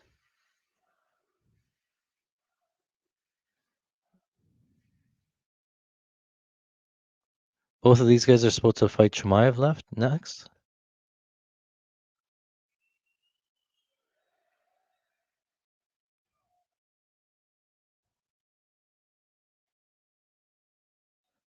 High kick misses, outside low kick. Go back to the kicks, man.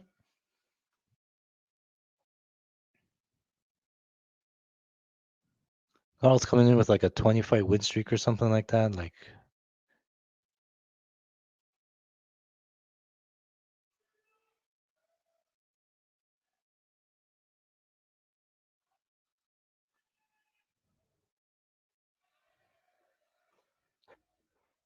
The line coming down? What? Oh, Imavov line coming down. What did you guys? Oh, the fuck! I gotta take 195. I'll take 195. DraftKings Imavov minus 195. I don't see it. I think he's up 3. I'll take it for a unit, 1 unit, minus 195, Imavov.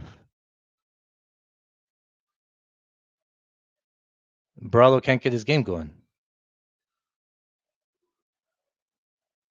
Should I play it here? I don't want to. I didn't want to like load up on it, but how is it close? You're thinking that he slowed down?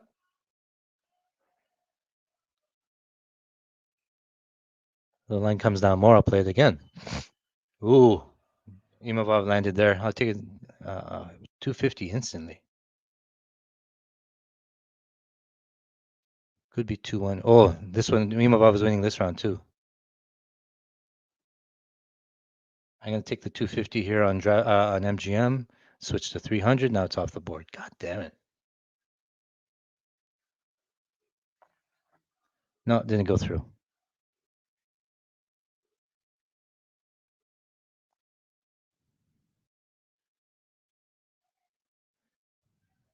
Left hook there from Imavov. Can't believe he didn't get any grappling exchanges going. Oh, he got caught there. The last thing we need is an Imavov touchdown or takedown.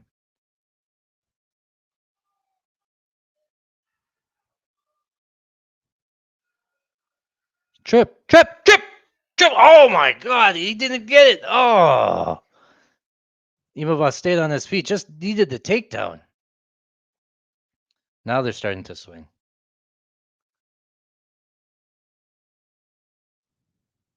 How does he not get that takedown? Oh.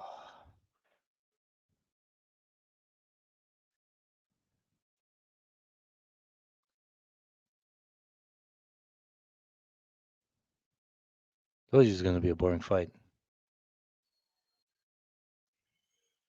Oh, a nice one too for Imavov. I'm going to take Imavov minus 345.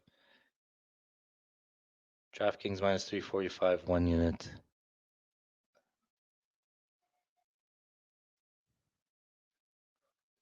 I think he could be up 4 rounds. I'm going to take that price if I can get it.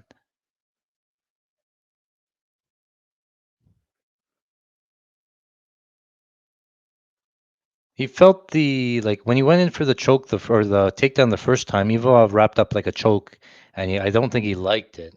And then now he doesn't even want to stick his head in there. 1 minute left in round number 4. Now the line's ballooning out a little bit. We got 1 unit 250 and then 1 unit 350. So maybe a little bit buyback on Imavov.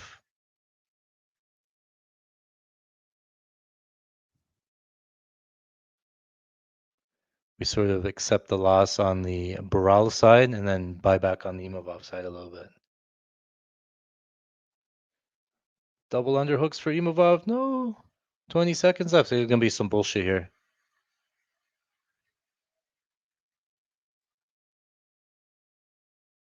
He doesn't have any judo throws or anything, or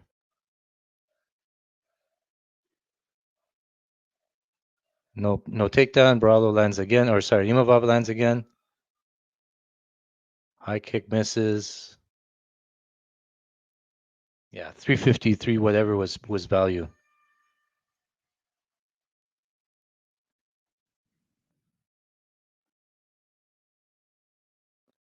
The last round here.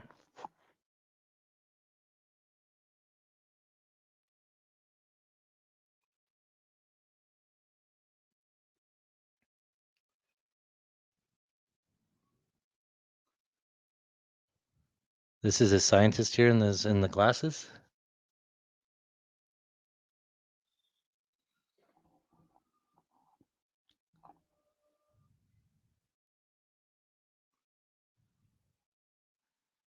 Fight or die is on his. He tattooed fight or die on his arm. What about not shoot a takedown and just lose?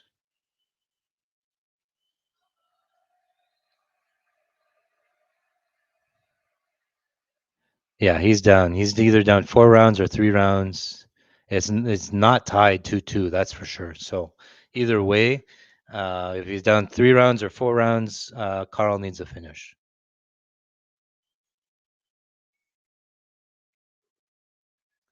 50-45, 50-45, 49-46 type, you know.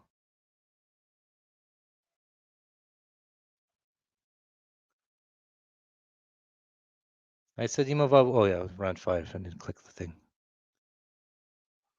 Oh, yeah. Carl landed a left hand.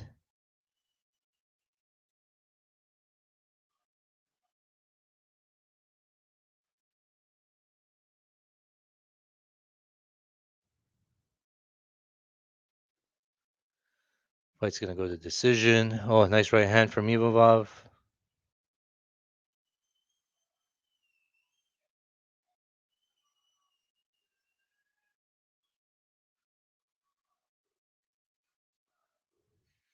Looks like my phone's gonna survive till the end of the fight, and that's all right. And now he goes leg kicks. The leg kick buckled him a little bit. 4 minutes left in the fight. Right hand lands for Imavov. Left hand lands for Borralho.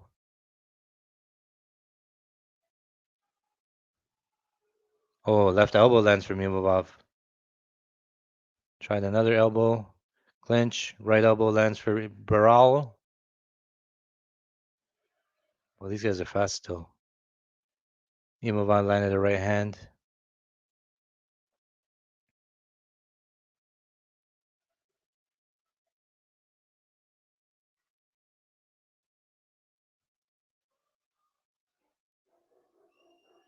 Outside low kick again from Carl.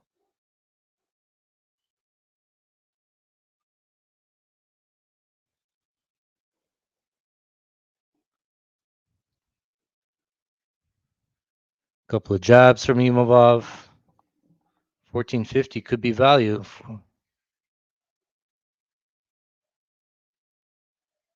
500 bucks to win 35. How much time is left? 2.5. 2:45.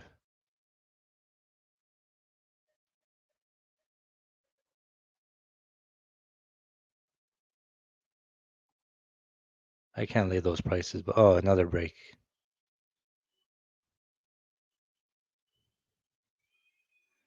Closing the live bet. I'm not touching it again. We've hit Imavov twice there. Get some of the money back that we're going to lose on Borralho. Maybe Borralho milks his eye thing here. Get some energy back, and then he can just flying Suloev stretch.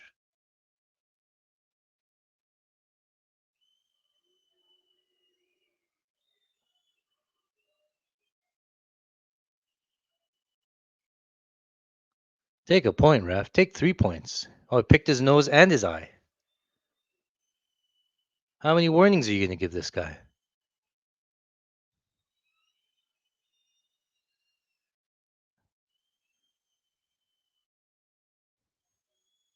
He's saying he's good. Yeah.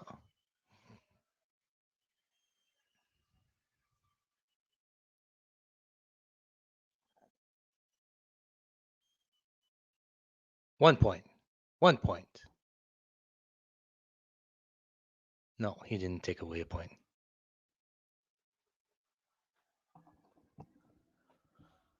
All right, whoever had the over 4.5 cashes. Oh, nice jab from Imavov lands. Kick to the body. What is he looking at now? Kicked him in the nuts again.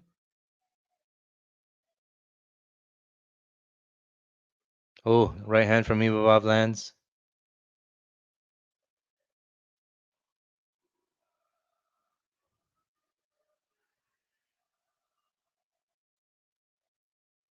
Clinch, knees. I could use a takedown. I could still use a Carl takedown, but I doubt he gets it. It's gonna be some bullshit Imavov takedown with 5 seconds left.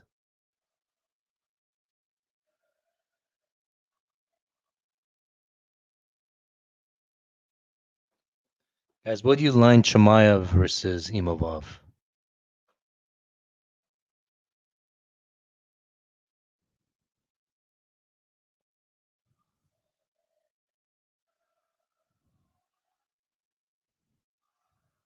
Again, went for that little foot sweep. He needs more takedowns in his arsenal here.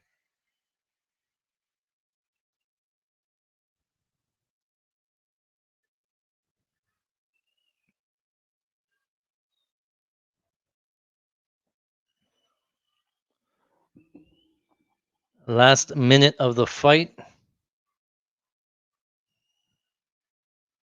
1-2 lands from Imavov.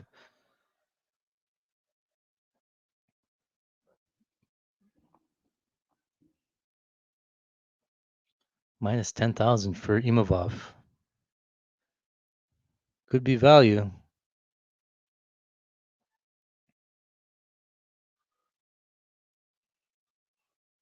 No urgency. Like nothing in the corner saying, "Hey, you're down." You change up the game plan a little bit, take some risks, jumping knee, flying something. Here we go. Here's a trip. Come on. Come on. Come on. Now he's pushing him back. They're no longer fighting nerds, they're the fighting Kurds. Bunch of cheese.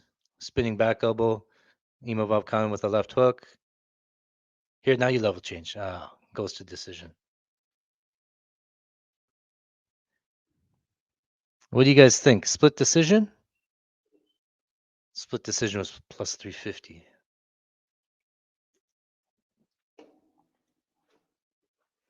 Yeah, no urgency, no.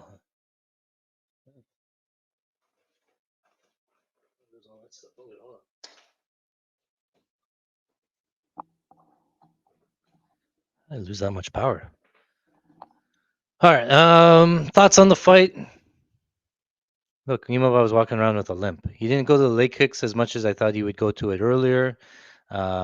He shot for the takedown once and didn't get there. And then just never adjusted. Never have like a backup plan. Couldn't get in there. Yeah, not too impressed there with Borralho here. Um,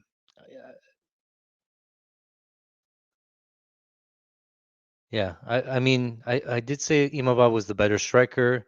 I thought it would be close on the feet, which it kind of was. Imavov like edged it out every round, and I just thought the grappling would make the difference, but he never got to the grappling exchanges, and he couldn't even get to the takedown. I think the fight would have looked completely different if Borralho gets a takedown round one and lays on him, all that stuff. But hats off to Imavov. Chimaev versus Imavov sometime in 2026. So we'll see.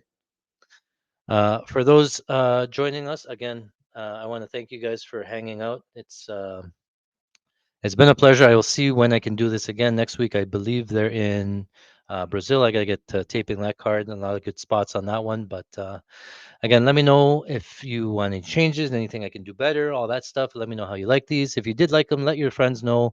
Like and subscribe, share all that stuff. Again, in the top left corner here, right here. Patreon.com/fighting stats. You can join for free. Doesn't hurt to join for free. I post some plays here and there. Sometimes I'm just too lazy to post them everywhere else, so I just post it there. Or you can subscribe and we get these live streams and stuff. Imavov wins by decision, if that was surprising to anybody there. And yeah, I'll calculate everything. I think I'm up for the night. A little bit, gave some back with the Imavov side, but again, we crushed live betting, made another couple units live betting there. So yeah, all the best. I'm gonna go make some dinner and then spend the night with my family.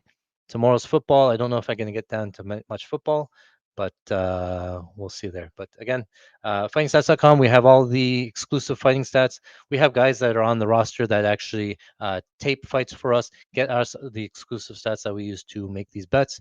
And again, we're closing out. We're gonna clear plus 400 units by the end of the year. I can guarantee you that, and then we'll go from there. But again, thank you guys. Again, my name is Art C. You can follow me, Mr. Electrocute, on Twitter, or you can follow us on YouTube when I do these streams again, or on Instagram. But I'm signing off. All the best. Thanks for joining us, guys. Well, that is it for today. Thank you very much for watching. My name is Artsy. If you like this type of content, make sure you smash that like button, hit the subscribe. You'll get notified anytime we put out new content. In 2024, we are up over 118 units. That's $58,000 at $500 units. We are using our exclusive UFC stats, not available anywhere else. I'm telling you, it gives us a huge edge over our competition, helps us make money long term. So come join us today, patreon.com/fighting-stats. That's where we put all of our bets, our best bets, our shoot for the moon parlays. You can visit us also on our website, fighting-stats.com, for all of our stats there. We have a lot of new tools coming out. You won't want to miss it. Thanks for watching.